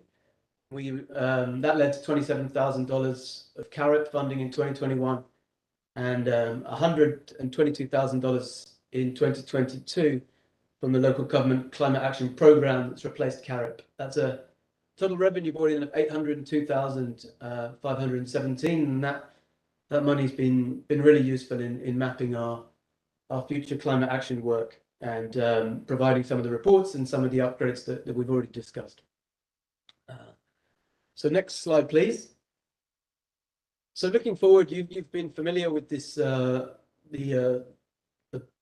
circles on the left as part of our mitigation programs for the last year and a half, and I've been bringing summaries of those.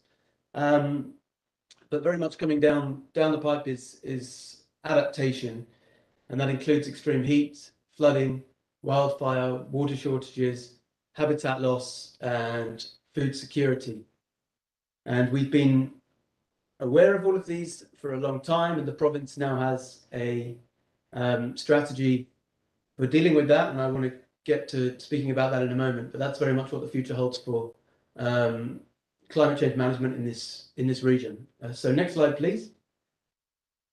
Just as an example, as many of you will be aware, I'm very proud to announce that we were awarded $300,000 from UBCM for extreme heat risk mapping, assessment and planning.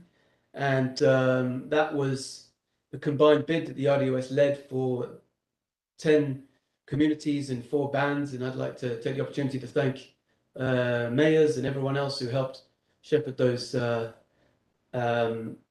board resolutions through their communities. That was the largest award of any community in UBCM, and community services is going to be working on our extreme heat planning going forward with that money. Next slide, please.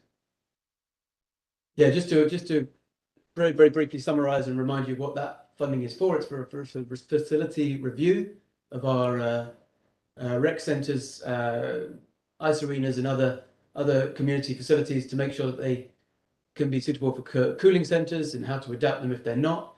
It's linking with parks master plans and looking at horticultural studies for shading and looking at new dedicated structures and holding those community engagement sessions with each community that joined on the bid. So if we can go to the next slide, please. I just wanted to highlight that the BC Climate Preparedness and Adaptation Strategy 2022 to 2025 contains a number of 6 different priorities, and I thought it would be worth just quickly highlighting how these work for the extreme heat funding, but really this covers the full range. So firstly, building a shared path to climate resilience with Indigenous peoples. That's something that we are going to be doing. Sorry, Jeremy. Yes. Because we have an external delegate coming, can you just summarize then this, and we can bring it back early in the new term, but as far as where you're going with preparedness and adaptation, just quickly summarize, and then I'm sure some of the board members have questions. Yeah, okay. So basically, with these various options, they're coming out of the new adaptation strategy. The province has committed $83 million to this adaptation strategy, and we are doing some of these actions for our extreme heat planning. But really, this looks at the whole gamut from clean air, water, health, species adaptation, and food security and everything else that I highlighted, and looking at all of those through these various lenses is going to be the way that we bring the best possible knowledge and harness additional funding going forward to be able to create plans that manage our climate security as a region. And that's an area that community services would like to more actively get into in the coming years and identify resources to do that, to match with the province's climate adaptation strategy. Next slide, please, Danny. Yeah, these are the final elements as well, looking at nature-based solutions, aligning emission reductions, and taking a proactive approach to make the business case for that. So yeah, next slide. That's the end of my presentation, and I'll pass back to the chair if you've got any questions.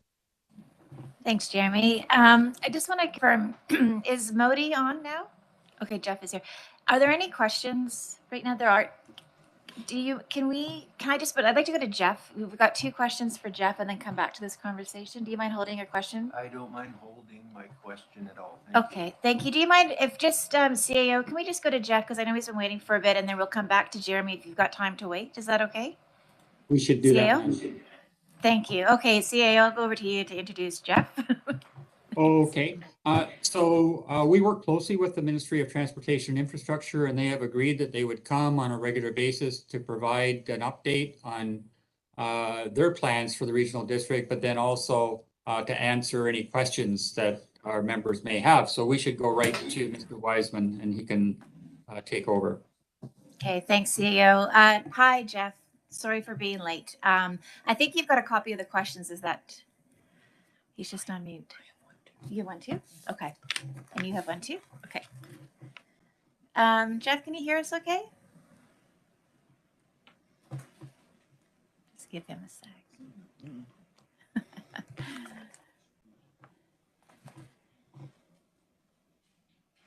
I'll just check in again with Jeff. Danny, have you heard anything from Jeff at all? Maybe he's just stepped out for a minute. Oh, I see a change.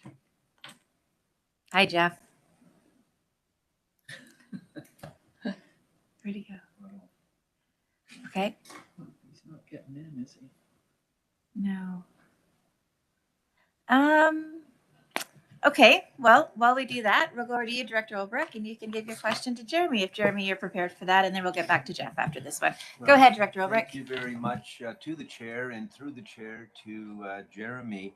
We have the Weyerhaeuser site in OK Falls. We have a tremendous need for energy. I don't know if you're up to speed on it. I'll ask you in a moment for an update if you can provide any information. At UBCM, I met with many people at Fortis for an update, and I've also spoken with the landowner, the Avery Group. They're putting in vertical agriculture. They're going to be an add to jobs, add to food security. They're open to innovation, so is Fortis. They're talking about a cogeneration plant. This will provide electric energy to the industrial park and possibly to there's possibility here for a private-public partnership, which could be a benefit to the greater community. So I wanted to introduce that to you. I know Gail Scott was working a lot on this when she was in our Community Economic Development Office. She's left. We haven't had the position replaced. There may have been a misstep or two in the communications between what's happening and yourself. So I'm curious if you can give an update. And if you're not aware of what's going on, if you could perhaps take a moment and maybe we can speak off the board table. And I'm sure you have a lot of experience, but also I think it would be good to have your benefit of your experience when it comes to our planning department and all the approvals and the permits that are coming, the people waiting to purchase and build. We have a lot happening there, and it's going to happen fast, really fast. So I was just curious if you can give an update, and that's my question. Thanks. Jeremy, do you have an update to share? Thank you, Chair. I don't have an update specifically on that project to share. Okay, so we can talk about it offline. I'm very happy to speak about that offline. Perfect. Thanks so much. Thank you very much. Thanks. CAO, did you find anything, Jeff? Mr. Wiseman, are you there? Okay. Oh, wait. This is the thing when you're online, right? We watch for that little microphone. It's on, it's off, it's on, it's off. So I think, Jeff, you might be there.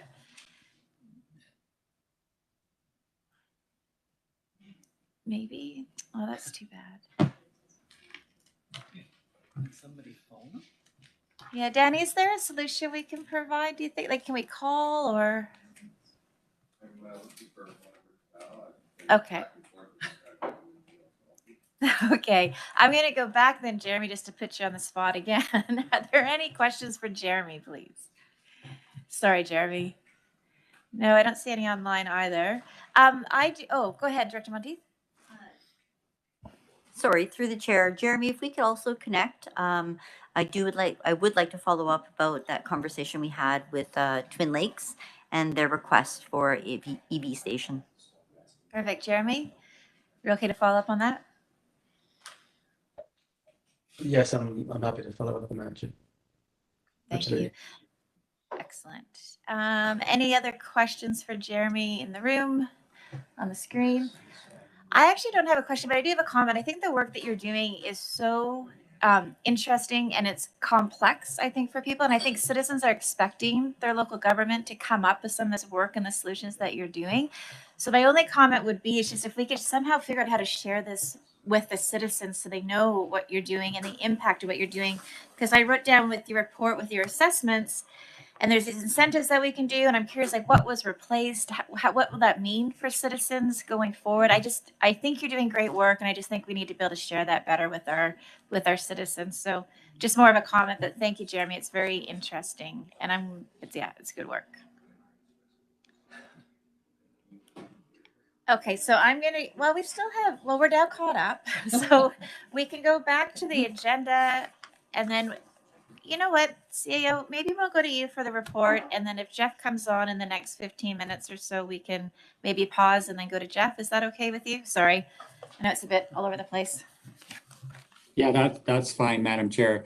In talking with IS, I mean, we do have Jeff on, we have his camera and his microphone, but we can't, there's some sort of a red dot over him. So Danny is trying to work to resolve that. And if he does come on, we'll just interrupt.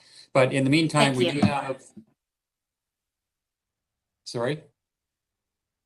I was just saying thank you. So we do have third quarter activity reports from operations and engineering, and we could go to that, Madam Chair. We could start with engineering with Ms. Bloomfield. Thank you. We'll do CEO. Ms. Bloomfield? Thank you, Madam Chair. Just going to pull up a presentation here.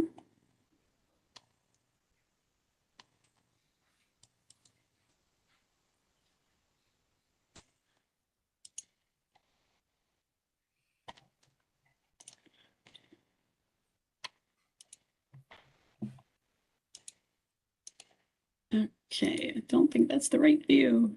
Of course not. Oh, well, I will just go through it like this. Yeah, we can see your slides, okay? Perfect. All right. Yeah, I just wanted to touch on a few things that engineering has done over the past couple of years, and just some of the main projects and programs that we've done. Some of the biggest are the Okanagan Falls Irrigation District conversion, which should be going forward and converting to the RDOS on January 1st, 2023. We've done various designs for grant applications for Olalla, Naramata, Willowbrook. We've also done some reservoir designs for grants. We also have started the Okanagan Falls Sewer Master Plan recently, and we hope to have that completed by the end of next year. And mosquito control cost apportionment was also one that we've recently completed. Some of the other main projects, we've did some Naramata Dams work. We did a safety review, geotechnical investigations, and there'll be ongoing work next year on some of the recommended upgrades. Chain Lake Dam, we've done an inundation study, and we have the spillway upgrade designs now, and we will be working on that next year to do those upgrades. We've completed the Naramata Liquid Waste Management Plan Phase 1 this year, and we'll be working towards the next phases in 2023. The Meadow Valley Aquifer Capacity Review has been completed this year, and we're also well underway the Missoula Lake Water System Upgrade plans. We anticipate getting a consultant on that in a while. Some of the major capital projects that we've undertaken over the last couple of years, Campbell Mountain Landfill had a lot of activity. We've got our substituted requirements application still pending with the Ministry of Environment, but we're hopeful we will hear before the end of the year. We completed our on-site drainage system for diverting the clean water around the landfill so that we don't have clean water running into the garbage. And we also installed some extraction wells and the leachate collection pond. And Oliver Landfill, we put in a new scale and scale house, and the composting facility is also now starting construction. So there's a lot of activity in Oliver this year and next year. At Carameus, we completed the scale house upgrade a couple of years ago, and the Apex transfer station was also a major capital project completed. Some other ones, we did our SCADA master plan, and we transitioned to a new software platform, VT SCADA, which works much better with all of our systems, and we've integrated them all the same. We've completed the Willowbrook water chlorine contact system, so now there's adequate chlorine contact time, so it does the disinfection it needs to.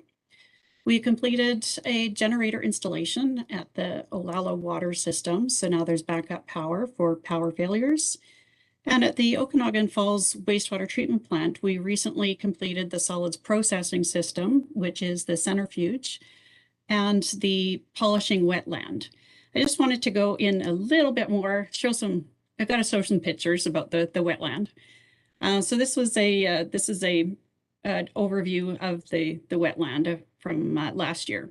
So when it was constructed, just showing how it was constructed, these are the sheet piles, and we had those go in beginning in the fall of 2019. And just so you know what the sheet piles are, in case you don't know, they're just these metal sheets, and they get pounded in with an excavator. It's a really slick process. And then the construction of the berms. So we completed all of that by March of 2020, and we did the first seeding of the wetland. And you can see the little picture there. Our first emerging plant started in the end of March, beginning of April 2020. This is what it looked like in April. We did the initial flooding of the wetland and then let the plants grow. And May 2020, you can see all of the cattails coming up. This is what it looked like in August of 2020. You can see the cattails really liked it and took off, which was just what we were hoping for. And this is over 2021. You can see how it started out the year. So typically the plants will be brown and then they grow, and they did that through the season, through May, June, September, and it was quite a nice setup, and it grew just how we wanted it to. So in November 2021, we did do a few modifications to the sand filter because we found it just wasn't working as we expected. So we've done that, and it seems to be functioning well now. And one of the benefits of it is there's lots of active wildlife in the wetland. There's a lot of birds, turtles that we can see there all the time. Just to show what it looks like today, this is taken over this summer. That's the wetland itself right beside the wastewater treatment plant.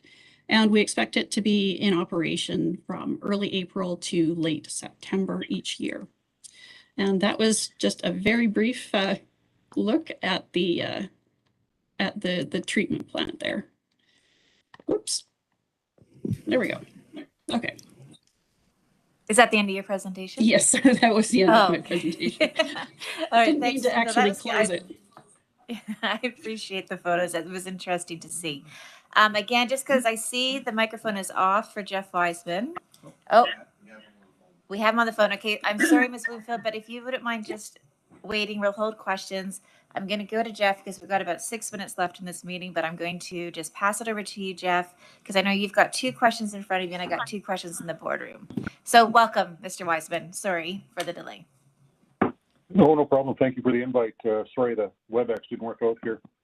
Yes, I do have a couple of questions here from two of the area directors. Director Nodal has a few questions here regarding. First one's regarding the parking lot on Tuckanua Road, or Tuckanua Drive, just north of McAlpine Bridge. Question was, is it ours? And if so, could we get a trash can there? To answer your question, Director Noble, yes, the parking lot is within the ministry's right-of-way. As far as us installing a garbage can there, I don't see that would be a priority for us. So I would say, no, we wouldn't be installing a trash can there because it doesn't primarily service highway users. It services trail users there. So I would encourage maybe the parks folks to maybe install a can there to maintain it if they so wish. The next question from Director Noble was, is it possible to get pedestrian awareness signage along Island Road North to Island Way? And there's a second question in a similar vein regarding signage, and it's about, is it possible to get active farming signage along Willowbrook Road, Green Lake Road, Sumac Drive, and Black Sage Road? I think rather than taking up everyone's time here talking about the signage, it'd probably be best if I perhaps spoke with Director Nodal directly to talk about these signage requests, just to make sure that these signs provide the the end result that he's looking for. Because from my experience at Soft, I'm often found that signs don't generally solve problems, but we can certainly look at that. So I would suggest, Director Nodal, that I'll follow up with you with a call on this or a meeting to talk about these signage requests. Thanks, And Jeff. then I'm getting the finally- thumbs up from Director Knodel, so that's good to go. Okay, and finally, there was one more request from Director Nodal, and it was regarding, and I'm not too sure what the question is. It just it says bicycle behavior question mark, and I'm not too sure what the actual question is there. Thanks. Director Knodel, do you want to clarify? Yeah, I'm looking for some signage similar to what's on the east side of Skaha Lake. We're getting increased bicycle traffic again now that the pandemic has ended, and it's just if it's good there, it should help in other areas too. So, thank you. Okay, thanks. Okay. Yeah, thank you for that clarification. Again, I think probably a meeting, Director Nodal, between yourself, myself, and my sign manager, talk about these three different requests just to make sure that we understand exactly where and what it is you're looking for, and make sure we are putting the right effort towards reducing these problems or eliminating these problems. So I'll follow up with you on that after this meeting, setting up a time and date for a meeting. Outstanding. Thank you. The other question that we received was from Director Bauer, and the question was, has the bypass in Karamias been reassessed for snow clearing? And the answer to that, I believe what we're referring to there is, has the traffic counts being completed? And the answer to that is yes, they have been. And the way this relates to the snow clearing is do we have the correct winter classification applied to that road? And the question is, in fact, it's actually over classified. It's now that I actually have the actual traffic counts, it's actually over classified. So if anything, it's getting better service than what it should be. So maybe I'll leave it as is and not downgrade it, because I don't want to confuse my maintenance contractor. But it has been assessed, and it is over classified. Okay, thanks, Mr. Eisman. I don't see Director Bauer on the call, so I'm going to go over to you, Director McCorduff. Thank you very much, Jeff. It's Sue McCordoff from Osuyas. Staff asked me to check with you to see if we could perhaps put some more pedestrian crosswalks on Highway 3 Motel Row.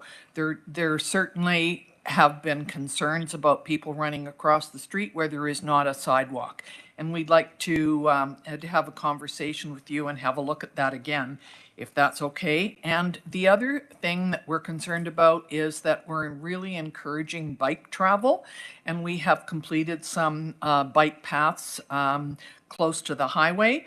And going across the bridge, it's a bit dicey because we've got cars and bicycles and pedestrians, and it's fairly narrow. So we wondered if we could have a look at that and possibly have cameras on the bridge, which might help.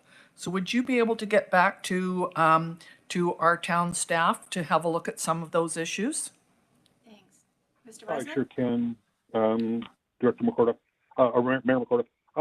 I know that our traffic safety engineering folks are currently looking at the crosswalks in cities. It's a revisit of that study that was completed in 2012, I believe it was. So it's just being refreshed now, and we are working with staff on that. And actually, I was just on a call, I think it was last week, talking about the crosswalks along Hotel Row there. And it was not so much about adding more, but it was actually combining ones that are on there that make more efficient use of crosswalks rather than inundating the area with too many crosswalks. We find, just briefly, that if there's too many crosswalks that are not utilized sufficiently, they actually become more of a safety issue because people aren't expecting people to be using the crosswalks. So if you have fewer that are more regularly used, it's actually a safer situation. But having said that, I know that we're looking at all the crosswalks through that corridor there again. So there's more to come on that. But I can also follow up regarding the bike paths and the request for cameras on the bridge. I don't expect that we'd be putting cameras on the bridge, just FYI. We have cameras on our highways to monitor highway traffic, but I'm not too sure what the purpose of a traffic on the bridge to monitor pedestrian traffic would accomplish. Maybe you can help me with that one. Maybe. Thank you very much. I appreciate that you're talking to town staff, and I'm sure that they will give you more information on that. So I appreciate it. Thank you. Thanks, Director. Okay, I'll do that. Yes, thank you, Chair. Good morning, Jeff. You can probably guess what my question is going to be.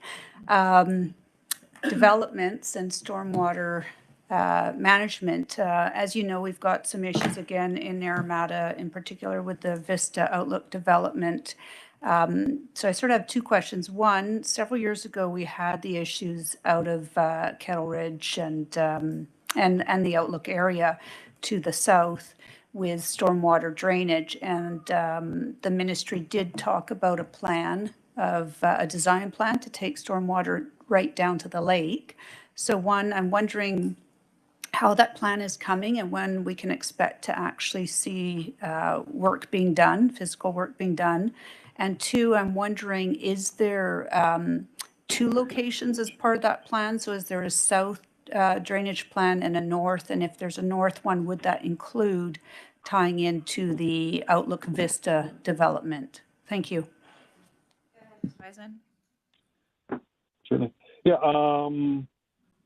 Yeah. So I kind of thought there might be a question from you regarding the Vista. There's been a flurry of emails on that recently, and I understand the concern by the folks that live in the Outlook, not the Outlook, but the Stonebrook subdivision down there that was affected by that last rainfall event. To answer your question about Kettle Ridge and Outlook, Kettle Ridge, the drainage design is proceeding.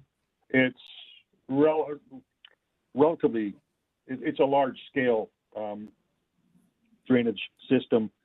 So we've got a consulting firm working on it for us, and they have been working on it for quite a while now, probably almost, I'm going to say probably almost 2 years now.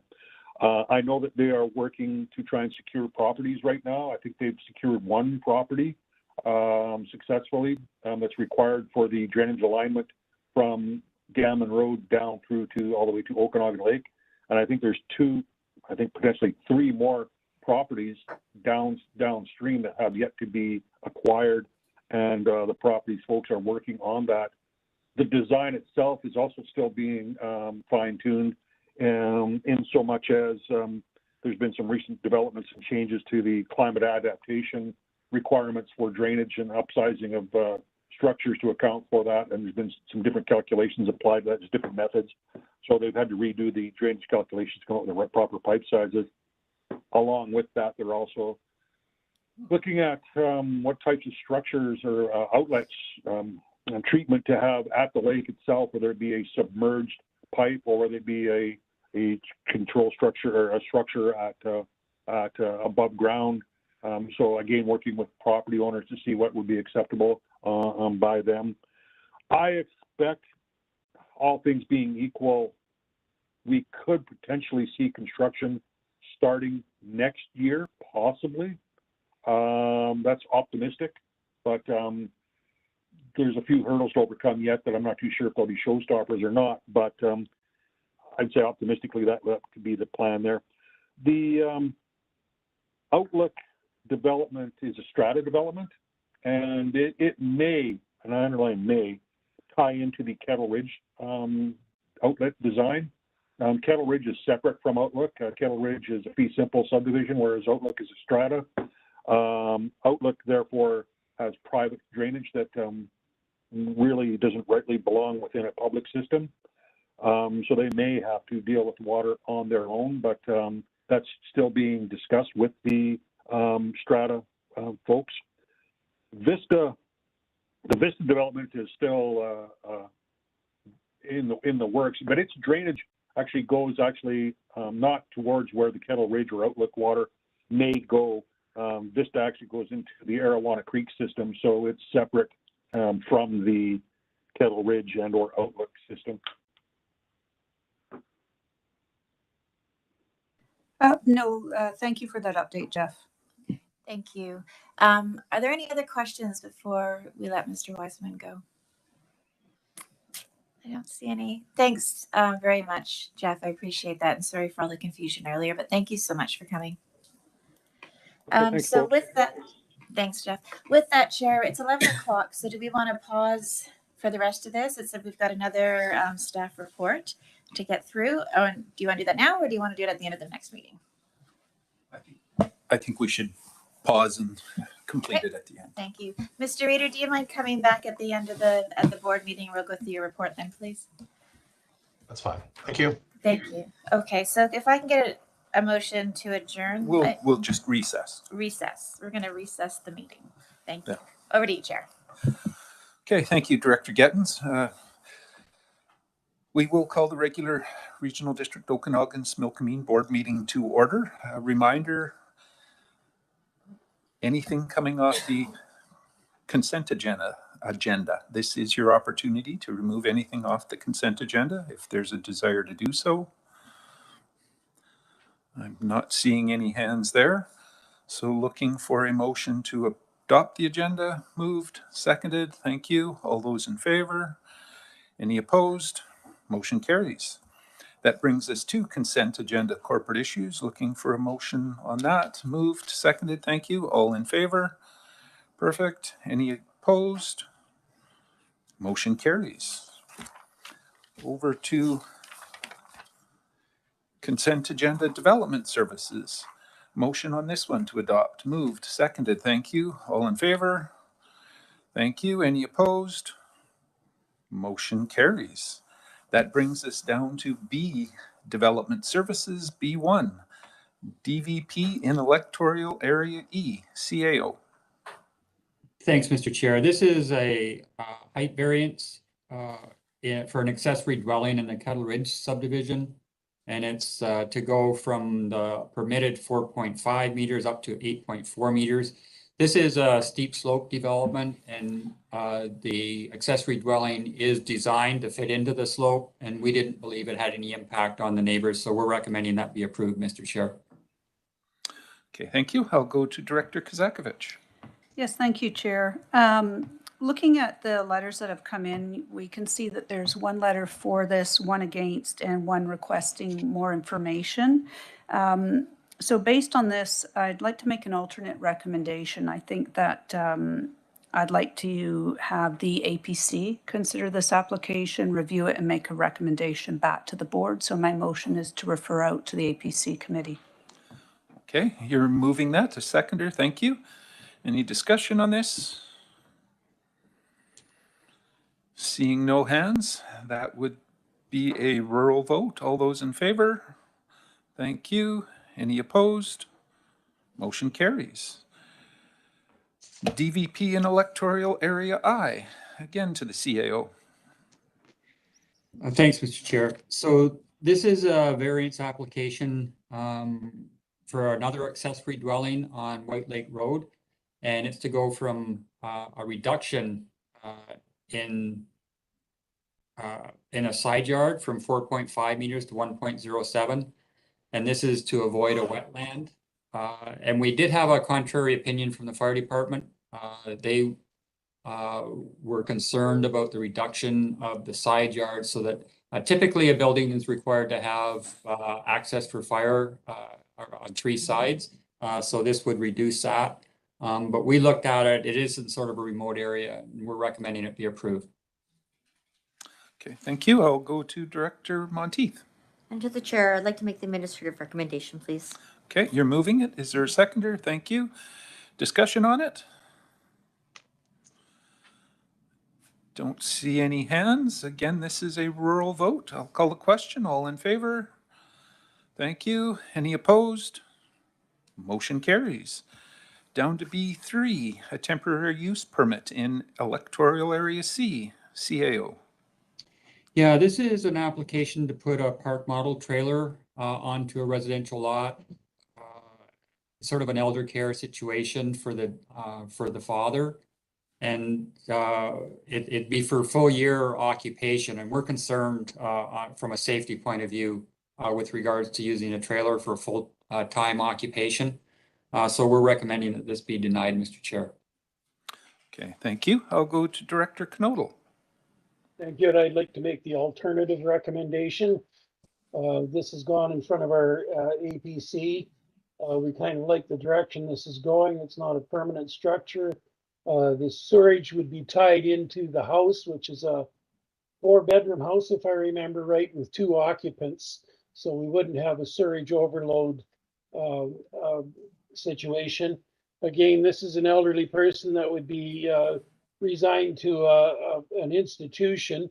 And as you know, right now, institutions aren't the favorite place for elderly people if they can be somewhere else. I think Director Coyne right now can testify to how terrible that situation can be. So we have kind of one of these situations going to where it's probably time to do what's right, not what's written. These park models are used as permanent, pardon me, permanent residences in other areas. So safety-wise, I believe that we're relying on regulation and not on fact for their safety. I believe they're just as safe as any other residence of that similar structure, being mobile home or modular construction. So for that reason, those reasons, I'd like to make the alternate recommendation, please. Okay, so that's a motion to approve it, and I'm seeing seconders for it. It's on the floor. Any further discussion? Director Olbrich? Yes, thank you to the chair. I just want to say I support Director Knodel's motion and agree with him. Thank you. Okay, thank you for that. Anybody else have any discussion points? I'm not seeing any hands. Another rural vote. I'll call the question. All those in favor? Thank you. Any opposed? Motion carries. Another temporary use permit in electoral area D, CAO. This was an issue that came up a number of times over the last year or so, Mr. Chair. It's a temporary use permit for vacation rental at Vassal Lake. And it was before the board on September 22nd, and it was a motion was put on the floor to deny, and then it was postponed to this meeting. So that motion to deny is on the floor, Mr. Chair, and then is reopened for discussion. Okay, thank you for that. And with the motion to deny, that our policy is to go to the applicant for a short presentation to the board. And I do believe we have the owner online. Mr. Temple, are you hearing us? Your mute button is on. I see your name on there. Go ahead, please, Mr. Temple. We do. Go ahead. Excellent. Thanks. Good morning, Mr. Chair and RDOS directors. My name is Grant Temple, and my wife, Michelle McCreevy, is beside me. Thank you for allowing us the opportunity to present our application for the TUP. It is greatly appreciated. Earlier this week, we sent an email out to everyone addressing most of the concerns that Director Olbrich has brought up against this TUP. Hopefully, you've had a chance to review the documents and speak to these 3 main concerns brought up by Director Olbrich. The first one is the APC decision. Second will be the lack of community support. And the third one will be water conservation issues affected by this TUP. As we stated in our letter, we will deal with facts only, not addressing unsupported individual opinions, conjecture, or hidden agendas. First of all, as I will address the fact that the APC decided against our TUP because they were provided with numerous documents against the TUP that were not based on facts. Some documents were potentially slanderous against us and unsubstantiated, and were provided to the APC without our knowledge and any ability for us to answer to the allegations or the petitions. Could you please show page 1 of our PowerPoint? That would be, I believe, Danny has that. Okay, this anonymous letter, which was in the representations link, but has now been redacted, and a similar one that I emailed to everybody this week was given directly to Director Olbrich. These letters clearly indicate that Ms. Rodchenko has, in our opinion, a vendetta against us. Mr. Gaumont, who is, I'll point out, online watching this presentation, can verify these letters and the challenges I described with the APC in the letter to you. He knows the author of these letters I'm referring to and can attest to their authenticity. On August 3rd, the chair of the APC invited Phyllis Rodchenko to present on a document she had created, which was hearsay, potentially slanderous, and quite inappropriate, and for the most part, did not relate to our TUP application at all. This letter is in the representations link, but has been highly redacted due to its content. The unredacted letter was provided to the chair of the APC, who distributed it amongst the members. 2 APC members complained and stated that they felt it wasn't appropriate for her to be given this kind of access to the APC, and stated the document was slanderous. This, I might add, is the same individual who has made numerous reports to RDOS by law enforcement against us. That page can now be removed. Thank you. On August 6th, Director Olbrich asked Mark Pendergraph if allowing Phyllis Rodchenko to present would be appropriate. Director Olbrich and the chair of the APC were clearly told that it was not recommended or desired that an APC be seeking or requesting comments from the general public. Even after receiving this clear direction not to solicit info from the public, on the 10th of August, 8 more documents from Phyllis Rodchenko, all against the TUP, were provided by the chair to all APC members and Director Olbrich. On the 11th of August, Chris Garish from the RDOS sent an email to remind everyone that Bylaw 2339, Section 6.8, that's the bylaw which indicates only applicants may present, was sent out. And as noted by other RDOS representatives, the reasoning is clear. One individual who is for or against an application is not representative of the community. The damage had been done as it relates to keeping the APC unbiased. All of these documents were kept from us prior to the APC meeting. Again, information we were legally allowed to see was withheld from us and disseminated amongst the commission and the director. It wasn't until after the APC, where the commission voted 3-3, which resulted in the failure to recommend, that Norm Gaumont, a commission member at the time, resigned. Did we start to question the process? I contacted Mr. Gaumont after the APC meeting and discovered he resigned because the chair of the commission appeared to be biased against us, and that he had provided numerous documents to the APC against our TUP without providing us a copy. He told us it was our right to see these documents so we would have an opportunity to defend ourselves.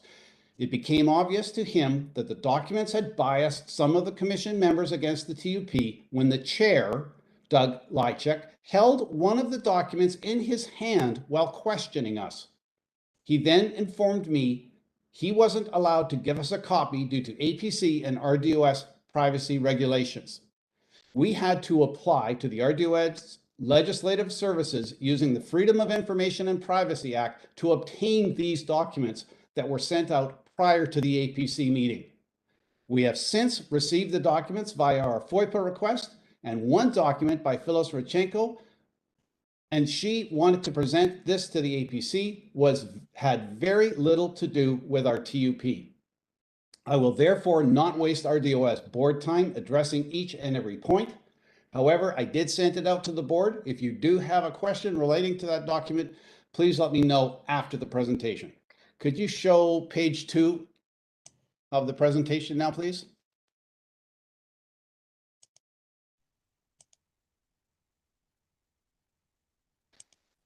To further show bias against us, Alf Hartvigson's email, who is also an APC member, that I received this via the FOIPA request clearly indicates concern over the process and allegations. He notes that what is being asked by the applicant is no less than what legitimately exists, and goes on to state the allegations are hearsay, slanderous, and far above what the APC is charged by RDOS to consider.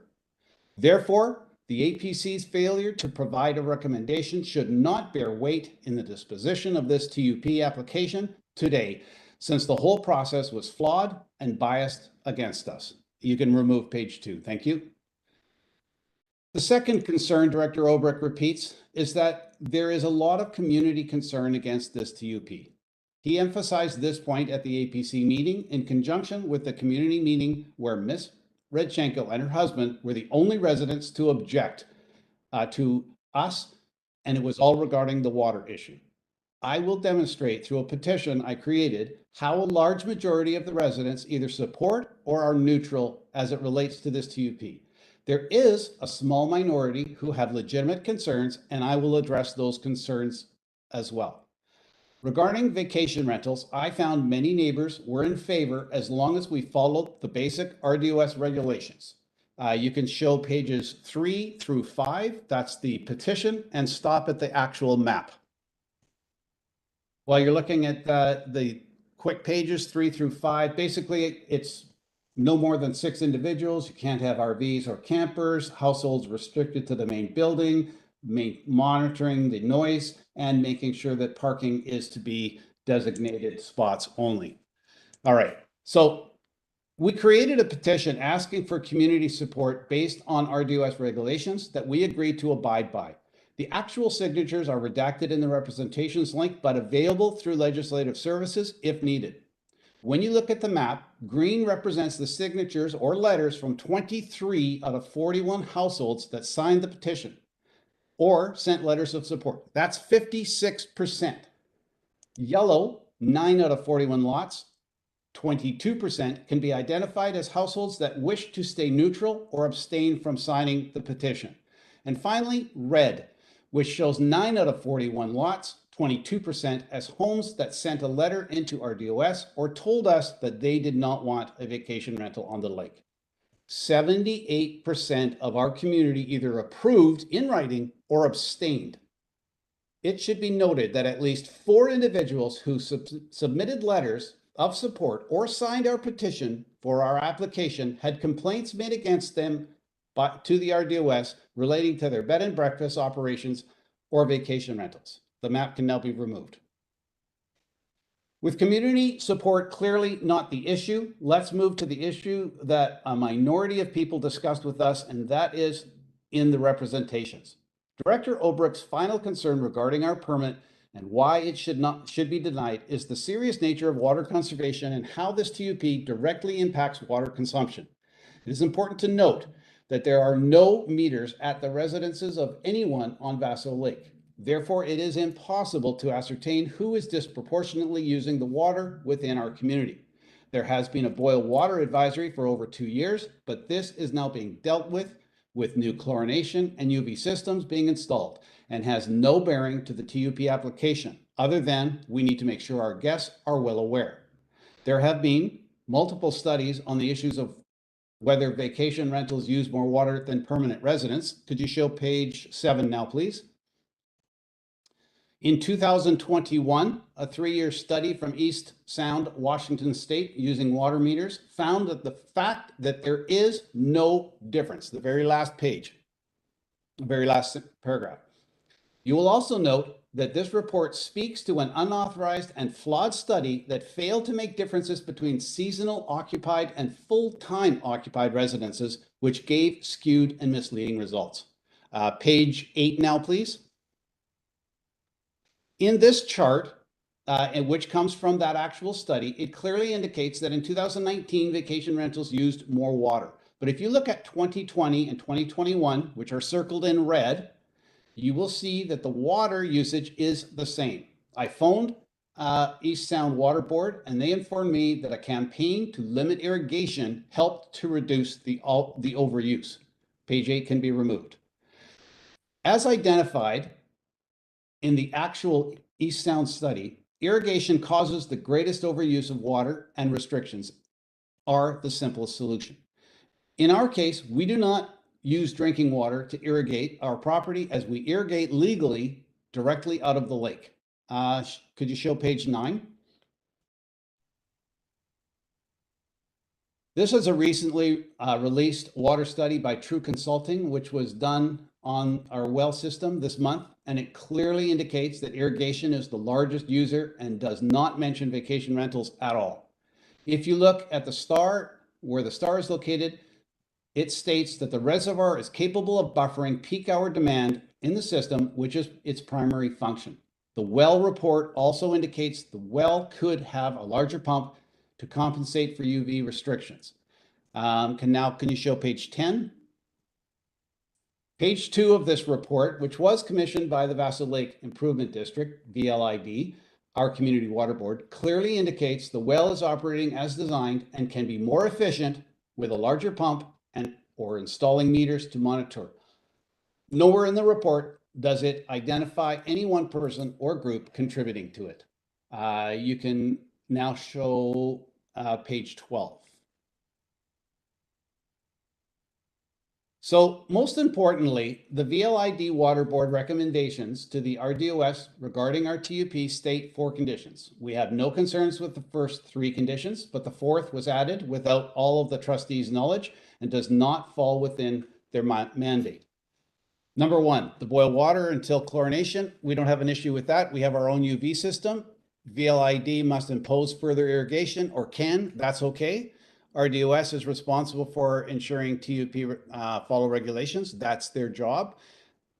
VLID's original mandate was to provide safe domestic water to a residential community of approximately 40 homes. It has done so for 50 years. VLID retains the ability to restrict short-term vacation rentals in the event of water shortage. Chris Sacra, who is a VLID board trustee, objects to this last condition as this was not agreed upon by the directors of the VLID. It should be noted that Phyllis Rodchenko was appointed in the spring as an unelected administrative assistant to this organization, and her husband, Miles Rodchenko, was the acclaimed chair. You can now show page 11. Thank you. In conclusion, I have clearly shown that there is a large majority of community support for this TUP, especially around our residents. The VLID Water Board has no concerns as it relates to the use of water in our communal well. Studies show that there is no evidence that vacation rentals use more water, and the recent consultant's report stating the well is performing to its design leads to only one conclusion. There is no connection to vacation rentals and overuse, so these cannot be used as reasons to deny this TUP. We are the first to legally apply for this permit to our community. And if this TUP is denied, what is the message to anyone else in the RDOS who plans to apply next? Denying this TUP runs the risk that it may discourage others from applying for a TUP because the present process will not authorize it even with a mass majority of community support. Inevitably, this could lead to illegal rentals. All we have endeavored to do over the last 6 months is become legal. Thank you. Okay, thank you, Mr. Temple. I'll go to the board for any questions. Looking for hands. I see one. Director Olbrich, go ahead. Thank you very much to the chair, and thank you to the applicant for the submissions made. Very appreciated. We've learned a lot on this file, and I'll speak further to that later in our debate. I have a couple questions, and I'll defer to the chair because if I ask too many questions, I would expect to be stopped. But the first question I have is on with respect to the water. At page 174 of our materials is a letter dated September 1 from the same consultant, True, and it speaks to, now we had a lot of mistakes on this one. The irrigation district was not consulted in the first go about with respect to water, and that concern was addressed by staff and corrected, and with time pressure, they did get an answer, and September 1 letter is the answer. The irrigation district, the engineer hired, Steve Underwood, in this letter says, after 3 paragraphs, the above suggests the current system is at capacity. A little later, it says that on page 2, the current supply capacity is considered deficient.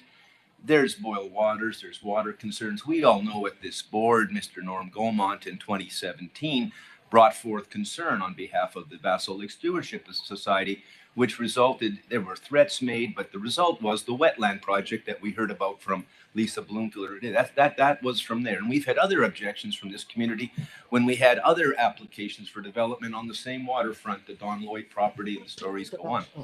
This one, my question here is for the applicant, how do you answer this September 1 letter? I read it and it says that there is a considered deficiency. It says the current supply capacity is considered deficient. The reasons are in the letter. I'm hopeful that you've reviewed the letter and I'm hopeful that you have an answer. Go ahead, Mr. Temple. Yeah, hi, Mr. Chair. I did speak to a geotechnical engineer, and he pointed out that the word considered is a geotechnical term for monitor. Considered deficient does not mean is deficient. With respect to the guidelines for rural communities, the report basically states our system is adequate for what it is designed for. Okay. Thank you. I have a further question. Go ahead. You spoke on May 5th about there being other illegal operators. You're the first of the illegal operators to apply for a legal permit, and we sure appreciate that. That is what we want, is people to do things properly, to comply, to do things the right way. Of those letters of support, I don't know if you know who the other illegal operators are. I know you referenced them before, but are they, how many are there, and are the letters of support you have, are they from those illegal operators? Mr. Temple? Yeah, thank you. Mr. Chair, I can direct you to the signed documents by people. There was a petition sent out. There's actually about 32 individuals that actually signed that. So there are multiple owners on each household. Of the people who might be renting now, I don't know how many there actually are that are renting. I do know that we are attempting to apply for a permit because we want to be regulated. And that's all that's really important, is what are we doing with our TUP? And that is trying to maintain that legal aspect. Okay. My last question, Sure. Mr. Chair. Of the letters of support you've received to the applicant, how many of those are full-time residents and how many are absent residents who are, maybe doing vacation rentals or vacation uses themselves? I'm just curious to find out what is the ratio of support in your letters of support. How many of them are full-time residents? Mr. Chair, thank you. If I could get page 11 brought back up on the overscreen thing. So if you look at this map, you will see that there are 23 out of 41 households, 56% of the people who we spoke to or signed letters are in favor of our petition. 9 out of 41 are neutral, and 9 out of 41 are against it. So whether the people are actually living there full time or whether they are there only in the summer is irrelevant. We have had 23 out of 41 people sign or send letters in. And if you look at our house, 3136 Vassal, clearly everyone around us is in favor and have no issues. The only one that you can see that is right across from us is an empty lot. Thank you. Okay. Anybody else have any questions? for Mr. Temple? Seeing no hands, thank you again for your presentation. We'll put it back to the board for discussion. Director Obrick? I have a question for staff. I recall at this board table, staff reporting out on this issue over time. My memory, which could be wrong, is that vacation rentals that have been studied all over the place, there's a lift of about a 70%. It's about, now that doesn't mean that when one of the board members here goes to vacation rental, they use 70% more toilet flushes. That's not what it means.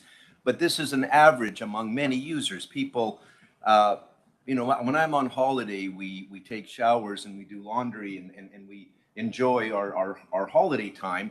We're not at work. It's a different type of life. So I understand that the information we've received at the board previously is that vacation rental use, short-term rental use, is a very different use from long-term rental, which is more typical residential. So my question is a simple one. Can staff advise what is indeed their expert opinion, their advice? What is the answer? I've heard Mr. Temple say that there's no difference. He's referred to one report, which I don't know that it's accurate, but I'd like to get the advice of staff on that question. I'm not sure who we have from staff available, but CAO, can you point us to probably Mr. Garish, I would suspect? Yes, I have no opinion, Mr. Chair, and I'm certainly not an expert, but I believe Mr. Garish could add something. Okay, go ahead, Mr. Garish. Oh, you're muted. Not hearing you.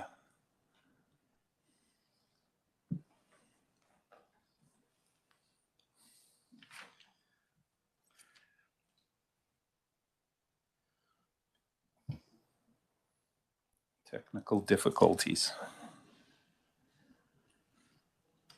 Still nothing.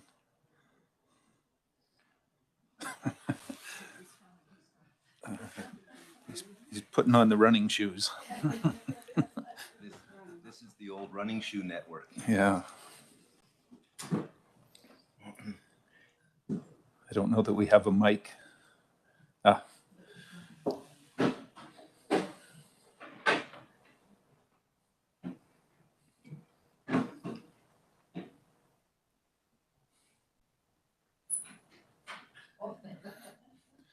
We're all set up for you, Chris. Sorry, my apologies. I probably should have typed my response. No, I don't have anything to add to this. Staff are not aware of water usage for vacation rental uses versus regular residential use of a dwelling. Okay, thank you. Follow up? Yes, thank you. I've attended workshops and clinics at LGLA, FCM, UBCM, many that pertain to this issue. And my understanding from the experts who present at those panels, including the mayor of Whistler, who worked with a provincial group to studying the issue of short-term rental and its impacts in community, is that there is indeed a 70% lift. And so that information has come to me from many others who are expert. And if this our staff don't have that information, I think in the future it would serve us all well to get a proper answer. Certainly Mr. Temple deserves that much. And so do all other vacation rental applicants. Water is a serious issue in our community, very much so in Area D. We have 29 properties in Lower Upper Carmi don't have drinkable water. We've got boil waters in the Skaha Estates Irrigation District. I get calls about that. We just did a conversion in OK Falls Irrigation District, award-winning, because of water problems. We have problems at Vassal Lake. This is a big deal. I think we need to do that. I want to thank Mr. Temple for his excellent work in bringing to our attention so much opportunity to do better. And he has made, I think, excellent points, as this board has agreed, by allowing him process of a do-over and amendment of his fees. And we've heard from community. You know, we've heard about poor communication on our website, and we're fixing that. We've heard about community letters and going to the APC or not going to the APC, and what's the right process. And we've heard about that. We've heard about, at this board table, many of us have spoken about the need to update our short-term rental bylaw. We had a motion on Thursday, March 17, St. Patrick's Day. I remembered I was wearing green. And this board supported the motion to bring that forth. And that was debated on May 5th when Mr. Temple heard and perhaps misunderstood some of that information and applied it wrongly to his situation, which is understandable in his circumstance.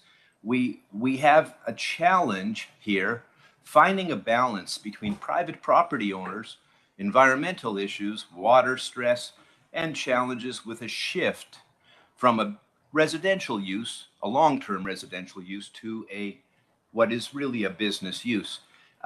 Mayor Crampton from Whistler spoke about this at the LGLA conference, and he cautioned us all. And there's a report, and this was again in FCM on June 1, 2019. The same caution came out by a panel of experts talking about this trend, the destruction of community when you change from long-term residential to absentee business owners. This is a business. It's for a profit, and they take the housing off the residential market. They make more money on the Airbnb. Often they're not in compliance when it comes to licensing. And this is creating an opportunity as well, a benefit. We all know we need more tourist accommodation, especially in our region where full-time traditional motel, hotel can't survive because our seasonal nature. This is an opportunity for a perfect fit where we can allow private property owners like Mr. Temple and others to earn a little extra income for their retirement, for their holiday, for their children's sports. I know I have neighbors who put the money into hockey and their kids benefit, and we all benefit. So Mr. Temple's desire is reasonable. I agree with him. I'm not opposed to this. I support, as everybody at this board knows, I support private property rights owners and their right to enjoy their property reasonably. And yet we have to beware the creep, the harm that comes to our communities. So when I look at this opportunity, through this process, I received numerous calls from community members, numerous. We lost Mr. Norm Gomon, a very fine member of our Advisory Planning Commission. Mr. Temple spoke of that. Mr. Temple would not know, but we also lost another APC member, a former chair of the board, the commission, one who was on the other side of that vote, very disappointed with what he saw. And I heard from commission members before this came to the APC the second time. I heard from community. I heard fear and threats. We heard Mr. Temple talk about the importance of sticking to the facts, and I agree with him on that approach. When we look at this file, I think this is the proverbial canary in the coal mine. We're going to see, this is a warning of what is to come. We're going to see more of this. People are watching. The other non-compliant users on this very lake are watching. They're going to be following this path. Whatever happens here today is going to become, even though we're not bound legally by precedent, we have the discretion to make distinctions. Understanding the law doesn't help others who don't understand the law. They're going to say it's a precedent, and in a way that's true. Doesn't mean it's binding on us, but I think we all feel bound by our own consciences to stay consistent on an issue, not to vary. So when we look at the opportunity, when we look at what's coming, when we look at where we are, I have asked for, and this board has supported, it's time for us to review this short-term rental bylaw, fix these things that need fixing, so we can do our job of oversight to help this community. When I see neighbors behaving this way, I don't feel good. I feel embarrassed for them, for us, for our commission members who get to hear it, for the commission members who resign out of frustration. The significance of the need for us to do better I've said many times, if the law is good, we must enforce it. There's no enforcement here. That's part of the problem. Mr. Garish has indicated as a consultant, I did some research. There's a lot of interesting stuff out of Oliver, but Mr. Garish indicated that when you have enforcement, compliance goes to 90%. When you don't have enforcement, it drops to 10. And that's in an article here. Mr. Garish, I'm sure will remember, it was the Chronicle back in January 30, 2019. Can we keep it to this TUP? Well, but it's specific to this issue, and it is to this TUP, because when you don't have enforcement, people who are non-compliers feel entitled, and then we get this roller coaster of entitlement. So I'm suggesting, and here's the point, when we do our enforcement properly, we get better compliance and less problems. If the rule is good, we must enforce it. If the rule's not good, we must fix it. This file presents an example of both of those. We haven't had good enforcement. I hear this all the time from community. So where I am going on this is I am not satisfied on the water issue. When we do a renewal on a TUP, we listen to the community experience. When we see this many concerns from this many different people, we've had a de facto trial. We're not getting what I think is the right kind of community support. When I hear a statistic, and I sure appreciate the work done by Mr. Temple, but I also know a neutral is not an approval. People called me and said they're neutral because they don't want to be in the middle. They don't want to offend people. They don't, and so neutral is not always. In fact, if any of us are running for election and you call for someone for support and they tell you they're neutral, they might not be voting for you. Keep it to the TUP, please. I'm done. Thank you very much. I appreciate you all listening, but I wanted to get that out because I have concerns. This one has been difficult for everyone. I think it's been tough on staff, tough on the applicant, and I think it's the beginning of more to come. Thank you. Okay. Any further discussion on this? Director Kozakovich? Yes, thank you, Chair. First, I'd like to thank Mr. Temple for his presentation. That was excellent, and I know he's put a lot of time into it, and this hasn't been easy for him or for the board. I have reviewed all the information, and I certainly agree with the email that Mr. Hartvickson sent saying this issue has gotten out of hand. I feel it certainly has, from a vacation rental TUP, a first-time application, which is generally where we give someone a trial period of under a year, and then they apply for renewal, and we can see how they did. We have an email from a Mr. Saker, who's part of the VLID, who doesn't agree with the fourth point. I'm not sure why the VLID feels they have the right to restrict vacation rentals. I understand their water concerns. So their first 3 points do seem valid to me. Director Obert asked for an expert opinion, and Mr. Garish wasn't able to give one. I'll give you my expert opinion on water use. As a former owner of Okanagan Sun Rentals, I was a property manager. I did long-term rentals, I did short-term monthly rentals, I did vacation rentals, and I had a B&B. I did it all. And I can tell you the B&B uses more water than a vacation rental. And we've had that discussion at this table before. When you have people stay for a week, a family, you do the laundry, you do the bedding, you do the towels at the end of that week. A B&B is yourself in there, maybe your spouse, and usually 3 other couples changing over every night or every 2 nights, and you're washing that bedding and those towels. So there is a greater use of water with a B&B than a vacation rental. And if a family leaves a home and a new family goes in, what is the difference in usage? Maybe there's a few more people, maybe there's not. So the water argument doesn't hold up for me because I've been there, I've done it in all capacities at my home and other people's homes when I used to have my own business. We know we're going to look at a review next year. That if the new board decides to move forward on the vacation rental TUP review, that's a request that this board made, and I really hope they do. I think it's needed. There's some great ideas that a homeowner needs to live in their home in order to operate their vacation rental.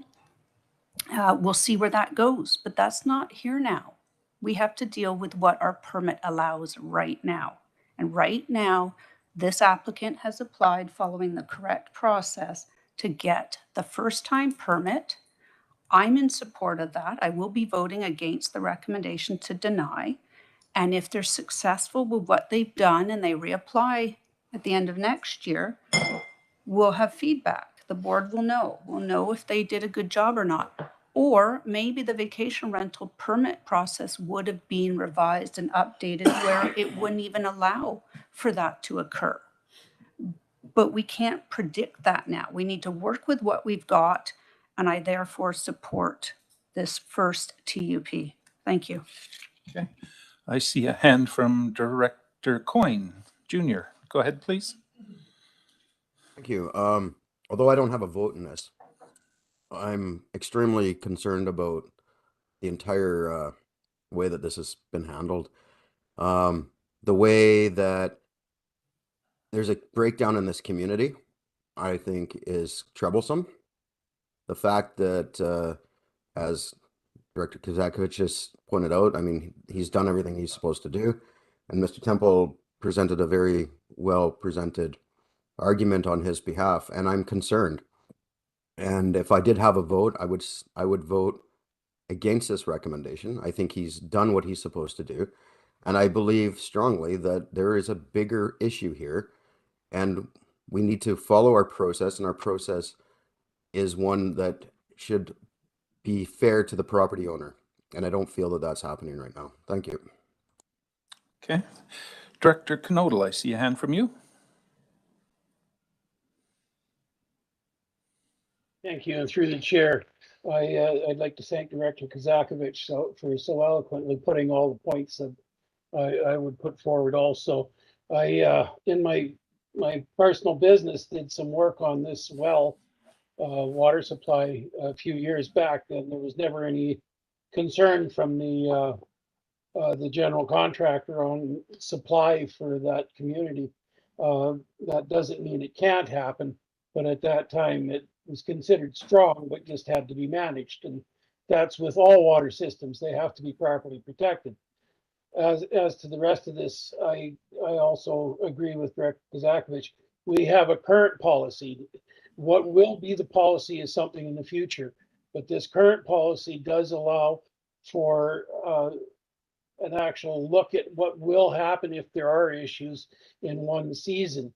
So I'd have to strongly recommend that we stay to our policy as we have in the past. And I'd use area I as an example where we stuck to the policy, even against the director and locals' discourse on it. The policy is what we have. It was set there for a purpose. And I think we're bound to stay by it, or we're proving inconsistent. And that would be even worse for us than the issue for one season. So I will definitely be voting against the motion as it sits, and I'd be looking to favor Mr. Temple's application going forward, as he did tick all the boxes as best he could. Thank you. Okay. I see a hand from Director Roberts as well. Go ahead.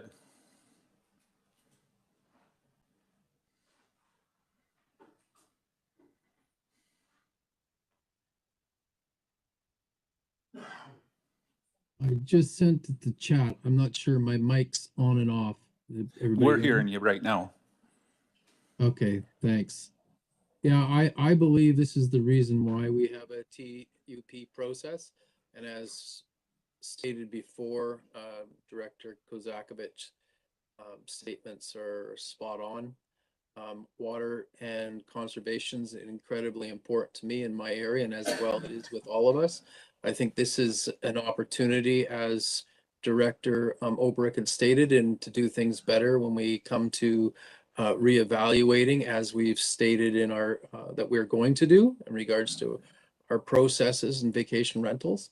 But I think it's important that we utilize the TUP as it's stated, give the person an opportunity, monitor it, and then see whether or not we can hold fast. And again, as stated by the individual providing their information, that they wanted to be legal, they want to be under the auspices of the and direction of the regional district's rules around vacation rentals.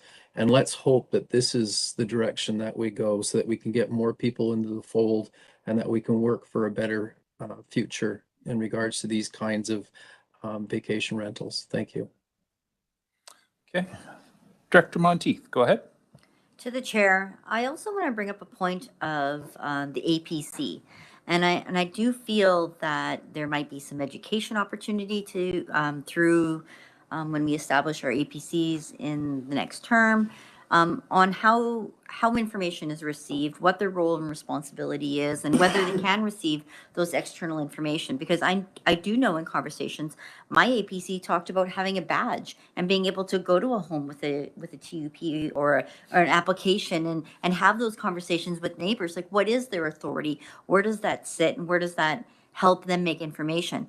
I also want to say that not having staff at APC, this is an exact example of the erosion of the process. And I think we do need to get back to the point of having staff available to answer questions and participate in this, because when we have these sort of division, it's because we're not being supported in our communities. And I know that it's awful when we have these contentious issues, but if we're not being supported, this is where it goes. So I do feel bad for everybody involved, because we shouldn't be at this point. There's been a lot of mistakes, and I don't know who's to blame. I don't know how it got to this point, but I do agree that we do have a current policy, and I do want changes to that policy. So yeah, thanks. Okay. Final word, Director Obrecht. Yes, and thank you very much to the chair, and I want to thank every member of this board who's participated. Your comments are very important. I made the motion in the negative so that the applicant could be heard, so that we could have a proper discussion. I always have an open mind. I always listen. I always learn, and I learned a lot today. Thank you so much. And you know, Director Monteith hit a home run. She's right. I've been on the APC for years before I was elected. I've never seen a single matter go like this ever. And I've seen really good people, really good people. I get the calls. I call Chair Pendergraft for advice because he's got more experience than me. And he tries, and still we fail as an organization to do better. So we don't need to blame, and I agree that's not the right approach. I do think that Director Spencer Coyne is right. We have an obvious issue here that needs attention. And I think that's the canary in the coal mine I was talking about, because we're going to see more of this if we don't get on top of it and fix it. So I want to thank everybody, and I will watch the vote. I think out of courtesy to all, I'm going to abstain and let the wisdom of this board prevail. Thank you. All right. Seeing no further hands. Oh, it's already on the floor. Yes. The motion that's on the floor, though, just for everybody's information, is to deny. And it's on the floor from the last meeting. So I'm going to call the question on the existing motion to deny, and that is a rural vote. All those in favor of denial?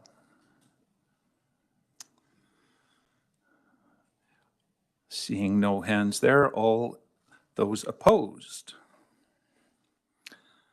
That would include everybody else, with the exception of Mr. Obrecht, or Director Obrecht was abstaining. And I understand the rule on abstaining means it's recorded Yes. as in favor. I know Okay. that, but I wanted to show respect to everybody Yeah, here. but just for staff to record that, they need to have the notice of everybody opposed. So that's, Chair, we have 8 hands. I can't see them all. Do we have 8 hands up? yes, everybody was opposed except Thank you. Director Obrecht, who abstains. So Thank you. direction from the board? Yes. I would make a motion to allow. Hit your button on the mic. I'd like to make a motion to allow the recommendation. To move it forward? Okay, moved, seconded, thank you. Any discussion needed on this? Again, seeing no hands, roll vote, call the question. All those in favor? Thank you. Any opposed? Motion carries. All right, moving on. Official Community Plan and Bylaw Amendment in Electoral Area A, CAO. We have a 6-lot subdivision in Area A, Mr. Chair, that required an environmental assessment and a hydrological assessment. The environmental assessment has been produced and on file, but we are still waiting for the hydrological assessment. And the applicant has asked for a further extension until the end of October, and we're recommending in favor of that, Mr. Chair. Okay, thank you. It's moved, seconded, thank you. Any discussion on this? It's fairly straightforward. Again, call the question on a rural vote. All those in favor? Thank you. Any opposed? Motion carries. B6, Official Community Plan Bylaw Amendment in Electoral Area I. CAO. This was the subject of the public hearing earlier this morning, Mr. Chair, with the single-family residents at the Apex development. And this then requires the zoning amendment from multifamily to single-family, or to duplex, I understand we're doing. So we're recommending that this be now read a third time and adopted.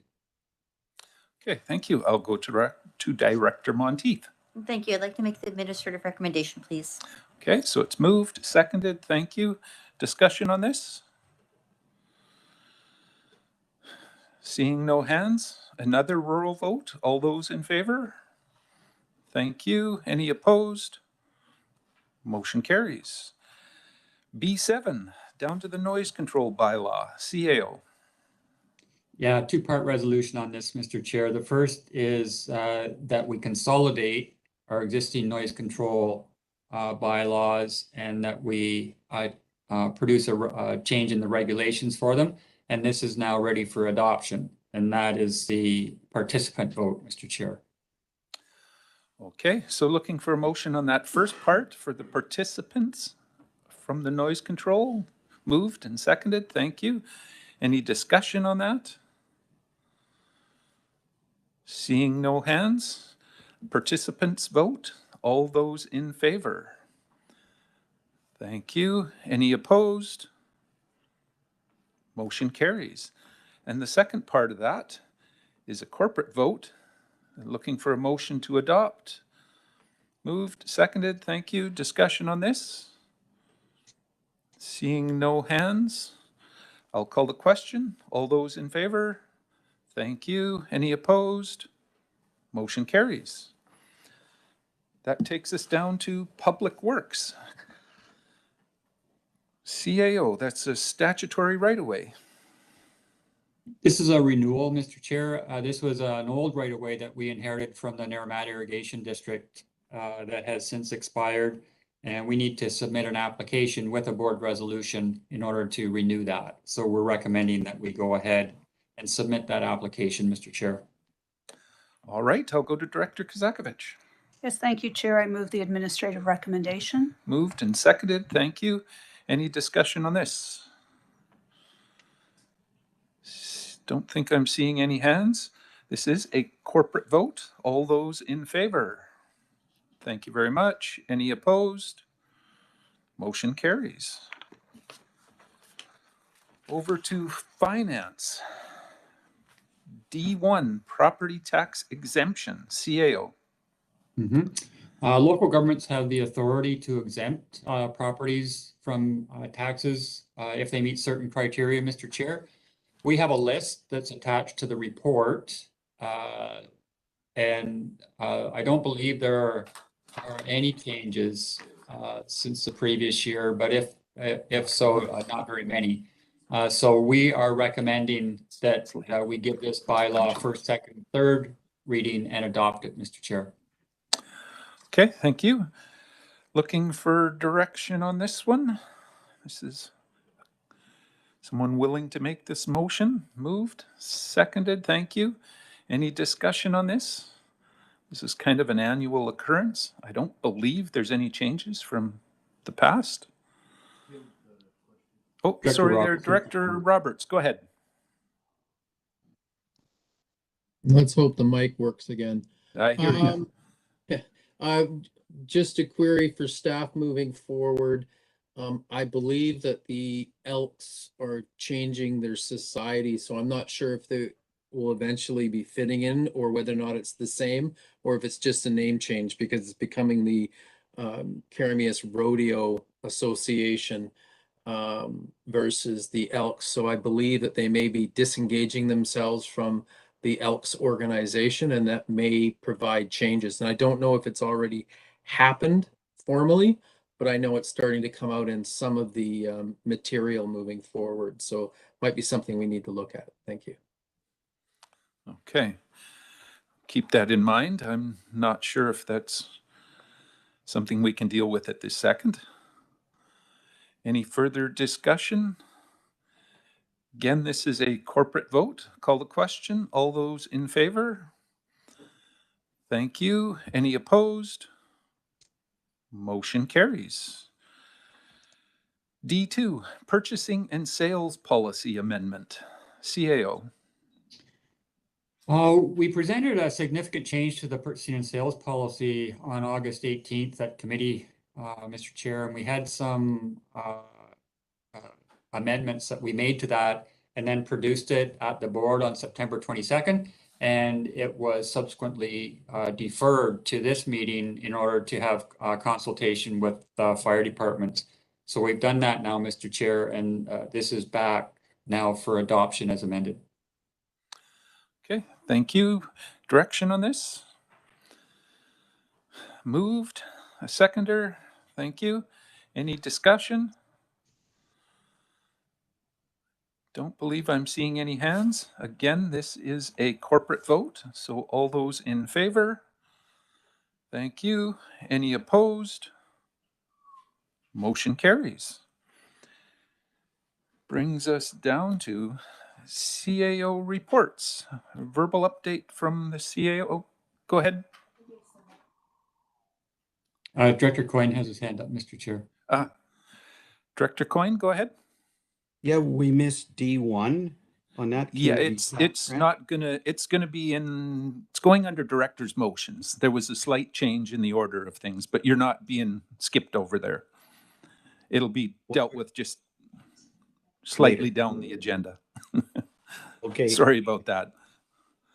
Go ahead, CAO, for your report. Thanks, Mr. Chair. Yeah, I'll just mention that we had a good CAO group meeting last Wednesday, full attendance from the 6 CAOs for the member municipalities. Appreciated the opportunity to meet our new colleague in Osoyoos, Mr. Risling, and he fits right into the group. So we had good discussions on emergency preparedness, and it seems to be a continuous topic these days.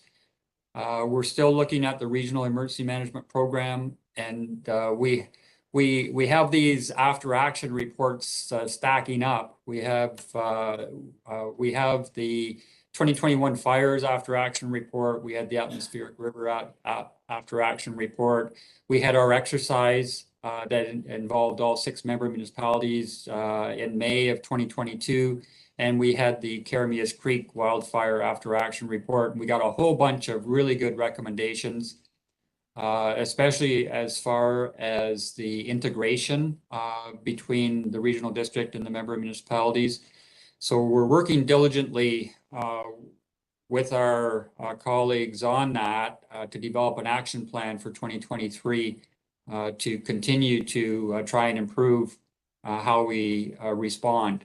We know that our regional program right now only addresses preparedness. We do training, exercising, coordination, and liaison and that sort of thing. When we get into response, we're sort of scrambling. We rely on pre-auc to approve our expense authorization forms. We don't really budget or plan for responses.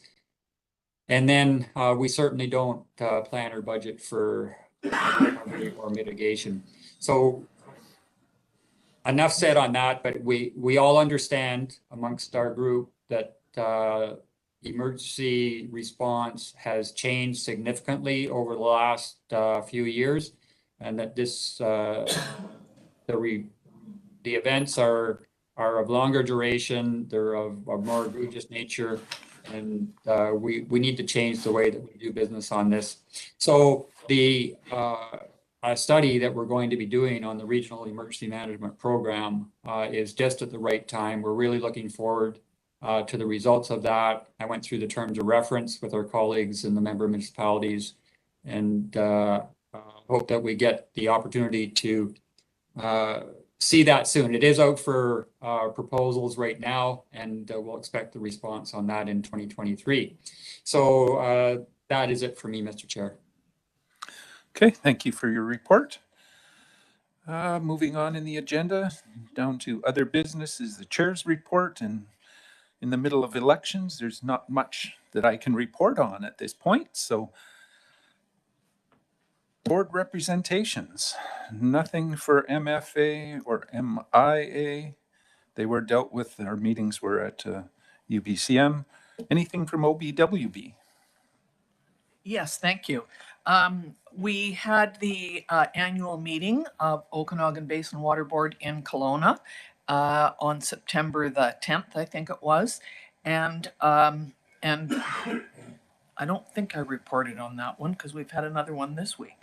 But anyway, it was a really excellent presentation from James Litley on milfoil and mussels and the past, present, and future of that. And it was really an interesting look at some of the pictures and how we're dealing with that right now. And there's a possibility, the reason he included mussels was because the milfoil might provide a good habitat for mussels to thrive. So they might work together, which is why we don't want either one of them. But we're stuck with the milfoil because you can't get rid of it.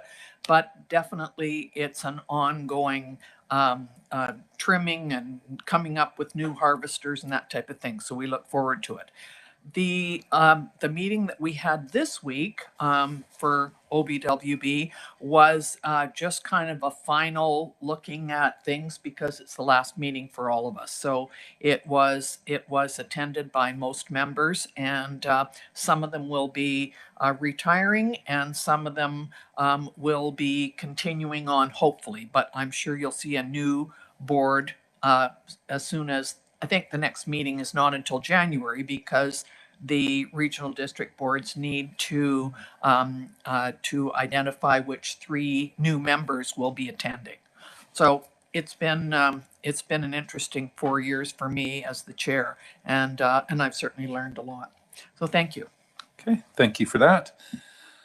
Okay, Film Commission. Director Gittins. Thank you, Chair. They had a very successful workshop where they were teaching people and local people how to work in the film industry. I've asked for a report out on that as well, just to share with the board when they have a chance. But I understand that some people are already working who attended that workshop, so it was pretty great. Thank you. Okay, thank you. Anything from the Okanagan Regional Library, Director Monteith? Yes, actually, we were at the meeting yesterday. So I am the HR committee chair, and I will say that we have gone through the process of possibly successfully hiring a new CEO for the Okanagan Regional Library. So I think we'll all be very pleased with the direction. Also, they did mention there will be probably a need to delegate that who's going to be going to the board as soon as possible, just because we have some upcoming things coming. So that might be needed to address sooner than later. Thanks. Okay, thank you for that. Okanagan Sterile Insect Release. Anything there, Director Bush? Nothing new, but our meeting's tomorrow. Okay. Just in case I'm not back for the next meeting, I'd like to thank the board for appointing me to representing the sterile insect release program. It's been like 11 years or something like that. But thank you very much. All right. Well, thank you for your time on it. down to Simea. Anything there, Director Knodel? Semi is exciting as normal, nothing. Nothing there, okay. Starling Control, Director Bush? Nothing new to present. Thank you. And anything at the Okanagan-Smilkameen Regional Hospital? Director Johansson? Thanks, Chair. Nothing at this time, just waiting for some responses back from our meetings at UBCM. Nothing, haven't received anything to date, although it sounds like there's been some spirited conversation in the legislature this week as they got back in session. Thanks. Okay. That brings us down to director's motions. And I'm not sure if it's on everybody's agenda, but my agenda is showing the first one. They're calling it G3.1, is the Naramata Volunteer Fire Department, and this was in terms of the grant funding. So looking for, I think Director Kazakovich had already made that motion to have it come forward. Yeah, thank you, Chair. I made that as a notice of motion, but we don't need to move forward on that because the next report up from the Okanagan-Similkameen Fire Chiefs Association does include the grant amounts for Naramata that we wanted to move forward. So I think if we just approve the next report, it does cover off the Naramata request. Okay. So the next one is the South Okanagan-Smilkameen Fire Chiefs Association, and Naramata is included in there. It is in the staff report. I had seen that. So looking for the motion on that to approve. I think the wording is there. Yeah, to a support. That's the correct wording. These grant applications. And then there's, so we've got it moved, seconded, thank you. Discussion on it? Seeing no hands there, we'll call a question on this one. All those, corporate vote, just so everybody's aware, all those in favor, thank you. Any opposed? Motion carries.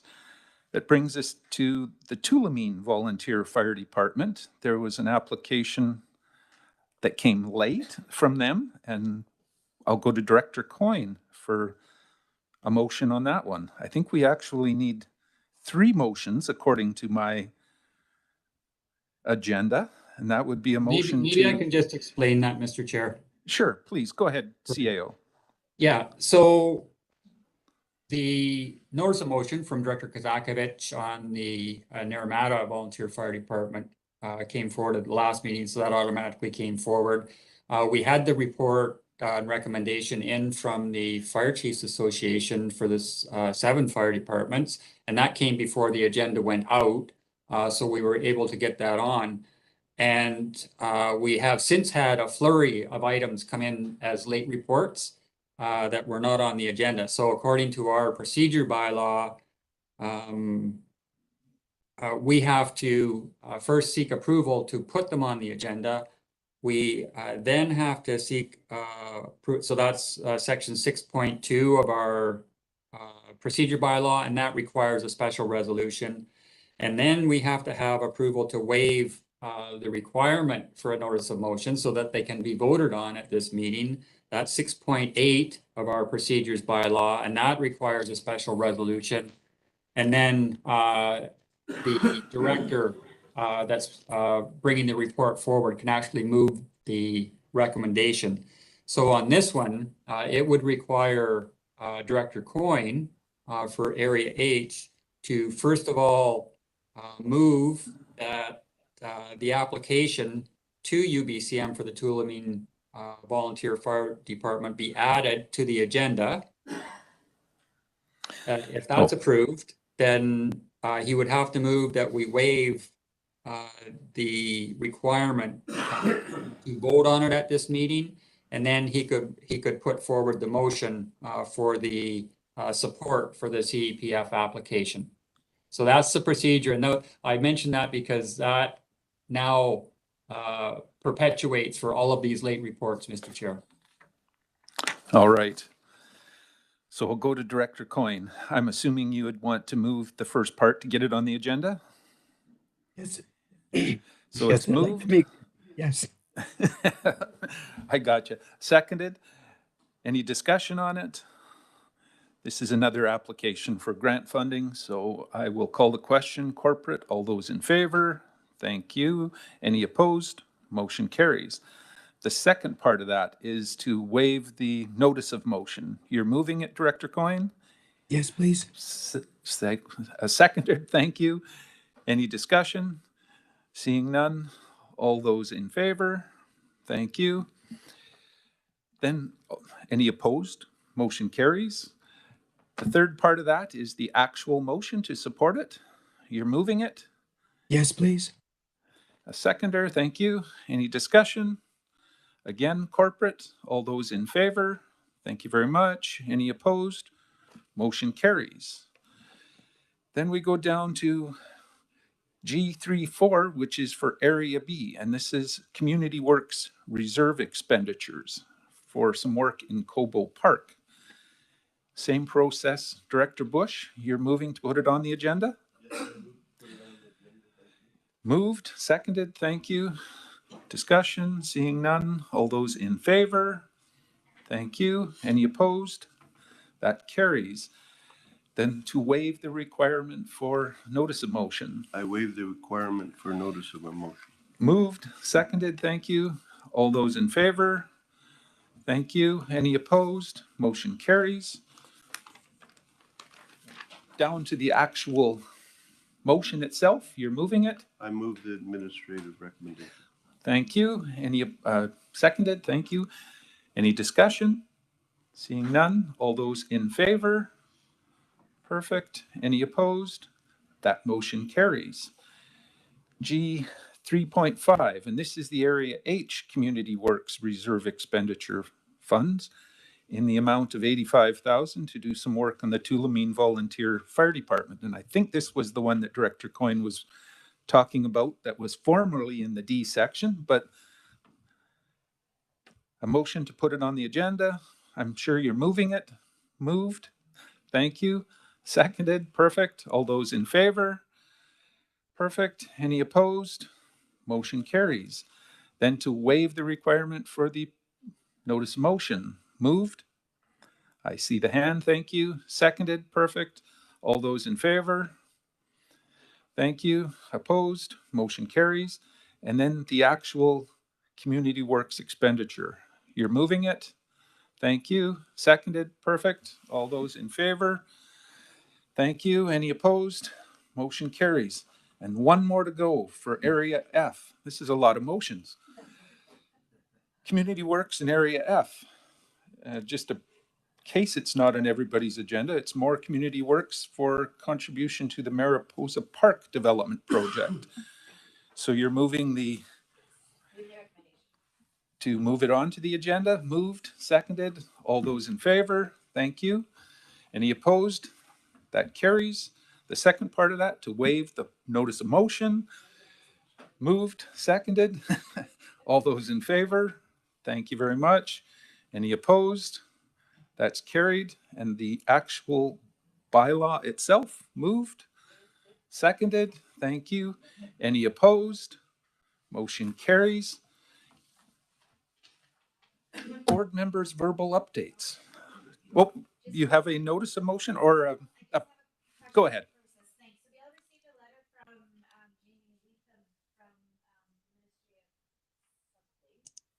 Microphone, please. Sorry. We received an email from Jamie Latham from the BC Ministry of Land asking us to defer talking about the ESDPs again. So I'm just bringing that up right now to make sure that we're doing this correctly, because I know when I put the motion forward the first time, my intention was to have the conversation prior to the new board coming. So do I need to do a motion to put this off? He's requesting to the end of March to allow the evaluation enough time to get done. CAO? I don't believe it required, Mr. Chair, but you could do that if you wanted to put it off until March. Yeah, I'll just do that. Then it's just all official from here. So I'll put forward a motion to defer that to the end of March. So you're 2023. We'd have to go through the same process. Do it. We're ready. We're prepped. Okay. We know how You to ask do me it. the question, I'll give you the answer. Okay, to get it on the agenda? Yes, please. Moved, seconded. Thank you. Any discussion? Seeing none, all those in favor? Any opposed? Motion carries. The second part of that is to waive the notice of motion. Thank you. Will do. Please waive it. Moved, seconded, thank you. Any discussion? Seeing none, all in favor? Thank you. Opposed? Motion carries. And then the actual motion is to defer it until March 23rd. No, March 31st. 31st? 2023, Okay. please. Oh, of 23. Yes, thank you. I get that right. I'm not used to the 2023 yet, so seconded, thank you. Any discussion on that? Seeing none, all those in favor? Thank you. Any opposed? Motion carries. Down to board members' verbal updates. Anything to report, Director McCordoff? Yes, thank you. The Osoyoos Lake Water Science Forum is being held in Osoyoos. It's on October the 27th to the 29th. You can certainly find out about it and sign up to attend on the Okanagan Basin Water Board website. Please do so. It covers Western and Indigenous looks at water on all forms. There are experts from all over Canada and the United States that will be there. And it's the fourth annual, not annual, sorry, we've had them about every 4 or 5 years, although we've had to put this off a couple of times. Really worthwhile, and I think you might enjoy it. So please have a look at that and attend if you can. Thank you. Okay, thank you for that. Director Olbrich, you had a report? Yes, and thank you to the chair. Just a quick update. The community has the Vintage View wastewater ratepayers and also the Lakeshore Highland water utility ratepayers. There's over 60% of title holders showing support for the conversion process on both of those, and that's not even getting out to 100% of the ratepayers. So it's overwhelmingly supported. I've met and spoken with both MLAs. They're up to speed on the issue. The chair, of course, came in the community, met people. The CAO is up to speed. I think the board is up to speed. The utility owners, Mr. Anges, is supportive. He's going to deliver more support to this because he has titles, and there's 10 or more people who have not given support out of respect to him because they do business with him or have other reasons for, and so that's all coming. He's going to do a formal letter of request to the RDOS, and it'll come back to this board. If I'm returned to this board, I will lead that. If I'm not returned, then of course you will be aware of it. And I just want to say thank you to everybody. I've really learned a lot, enjoyed working with each and every one of you. And I know some of us won't be returning by choice. Others may have a choice made for us. And I think the next board is going to be excellent. And to everybody who doesn't return, I want to say thank you to each and every one of you. I've learned a lot and really appreciated being part of this board. Thank you. Okay, thank you for the update. Any other community updates? Director Kazakovich, go ahead. Yeah, thank you. I just wanted to say thank you to everyone here. My colleagues, staff are extraordinary, and of course to the citizens of Area E and the whole region, because this is my last board meeting after 11 years. So good luck to everyone who's running again. Good luck to those who aren't. I'm very excited to watch the election results on the evening of October 15th. So yeah, thank you everyone, and thank you to the citizens. Well, before I go to Director Sentes, I would just like to say we appreciated all the input and your time spent here at the Regional District. Job well done. Director Sentes. Thank you, Chair. I just wanted to make you aware that the SILGA board has had significant concerns expressed to it regarding the delivery of misinformation from many candidates in this election. It is of concern that people speak very strongly about things they have definitely not researched.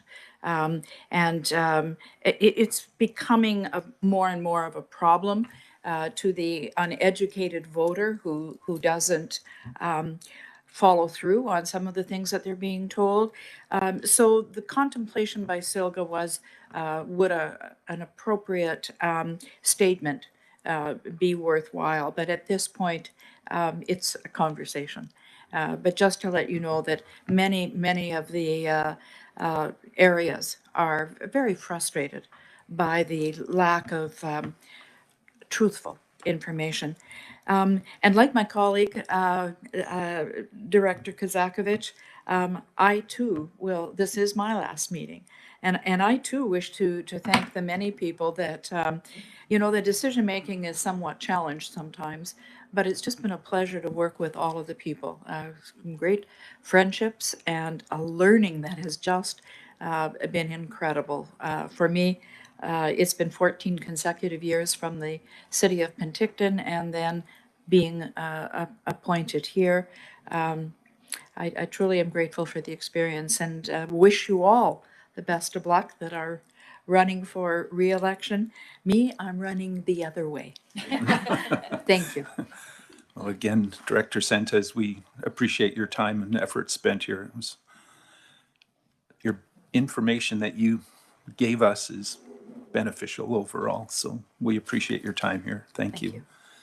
Any other reports, community updates? I don't think I'm missing anybody's hands on the screen. So the next, and I think this is the last item on the agenda, is our closed session, and we pretty much have to go into closed basically just to receive minutes from this last board meetings that we were on. So what, am I missing something? Just from the Environment Committee, we were on recess to finish up the final report. So we ran out of time. Yeah, we'll recess. You'll take over as soon as we close this one off. Oh, I thought you said this is the last item, so I just want to make sure we weren't No, forgetting. this is the last item for the board meeting. Sorry if I confused you. So looking for a motion to go in camera. Moved and seconded. Thank you. All those in favor? Thank you very much. Any opposed? Motion carries. So Ready, please. And you know, and answer any questions for the report. So just starting with the highlights. So with respect to solid waste, we've completed a study that looks at the most cost-effective and best means to collect food, yard, and biosolids, and then to process those wastes. So that study is going to be forthcoming and be presented to board and council shortly. We're just in the process right now of checking the numbers that we've got through a peer review, you know, because of the importance of the study. We recently completed a pilot to deconstruct and recycle RVs and trailers, and we're now converting that into a regular process. And that's kind of exciting, as that'll be the first of its type of facility in BC. So this will be new for us and new for BC.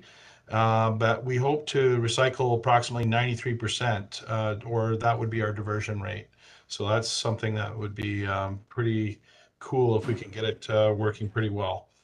One of the other big things that we've finished is our audit. So we've sent out, completed an audit, sent out the bills, and then received comments back from you know, concerned citizens. So we've given people a chance to respond.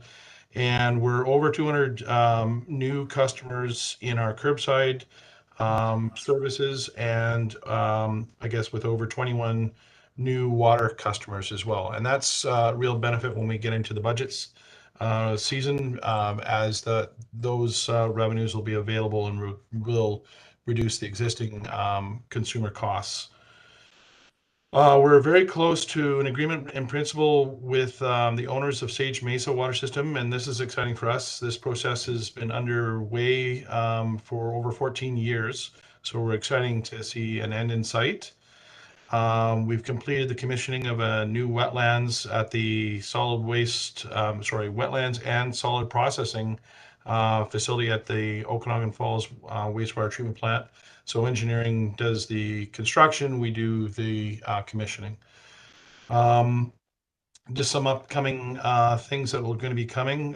So we'll be looking at working with finance to present the findings of the curbside and utilities audit and identify some future steps where we can make improvements. And so that'll be good in ensuring that we don't have gaps in our billing in the future. And lastly, we are going to be presenting the scope and work program for amending our solid waste management plan. So with that, Chair, that was my very quick, very brief report, and I'd be happy to answer any questions. Thank you, Mr. Reader. And I know at the last board meeting, you acknowledged the Community Excellence Award as well. So just saying that again, because that was a really great one. Any questions or comments from the board? Yes, please, Director Olbrich. Yes, thank you. And just to echo that, thank you, Mr. Reader, for that wonderful work done on the Okanagan Falls Irrigation District water utility conversion. And you'll be happy to know I'm hearing from other irrigation districts now asking me questions, and we have a private one. So your expertise is going to get well appreciated in the near future. Thank you. Thanks, Director Olbrich. Any other questions or comments? Okay, not seeing anything. I think this meeting is done now. We're good. Okay, let's do a motion to adjourn the meeting at whatever time it is. Sorry, I don't have anything on. Thank you very much. And that's second somewhere, I'm sure. Yep. Yeah, great. All in favor? Any opposed? Fantastic. We're done. Thank you. Okay, thank you, Director Gettens. And we might, as well as this is the last meeting of the year for this board, do the protective services. And I had a request from Director Roberts to go to Director Coyne to chair this one because of Director Roberts' mic kicking out. So I'm going to go to Director Coyne. Yeah, Director Roberts can't talk, so call the meeting to order. Could we get approval of the agenda? Moved, seconded, all in favor? Carried, thank you. And the Q3 activity report for 2022, CAO. I don't have that up, Mr. Chair, but I would just say if there's any questions within the protective services area, we'd be happy to. I'm not even sure if Mr. Woods is still on. We'd be happy to answer though. Does anybody have any questions of Mr. Woods? Looks like you're going to get off easy today, Mark. Okay, if there's no questions, then motion to adjourn. Moved, seconded, all in favor? Thank you. And thank you, everybody, for a wonderful 4 years. So Yeah, I will echo that. Thank you, everybody. And for those that are returning for sure, we'll see you at the next meeting, and we'll wait and see what happens with the elections for everybody else. But best of luck. Thanks, everybody, for your patience.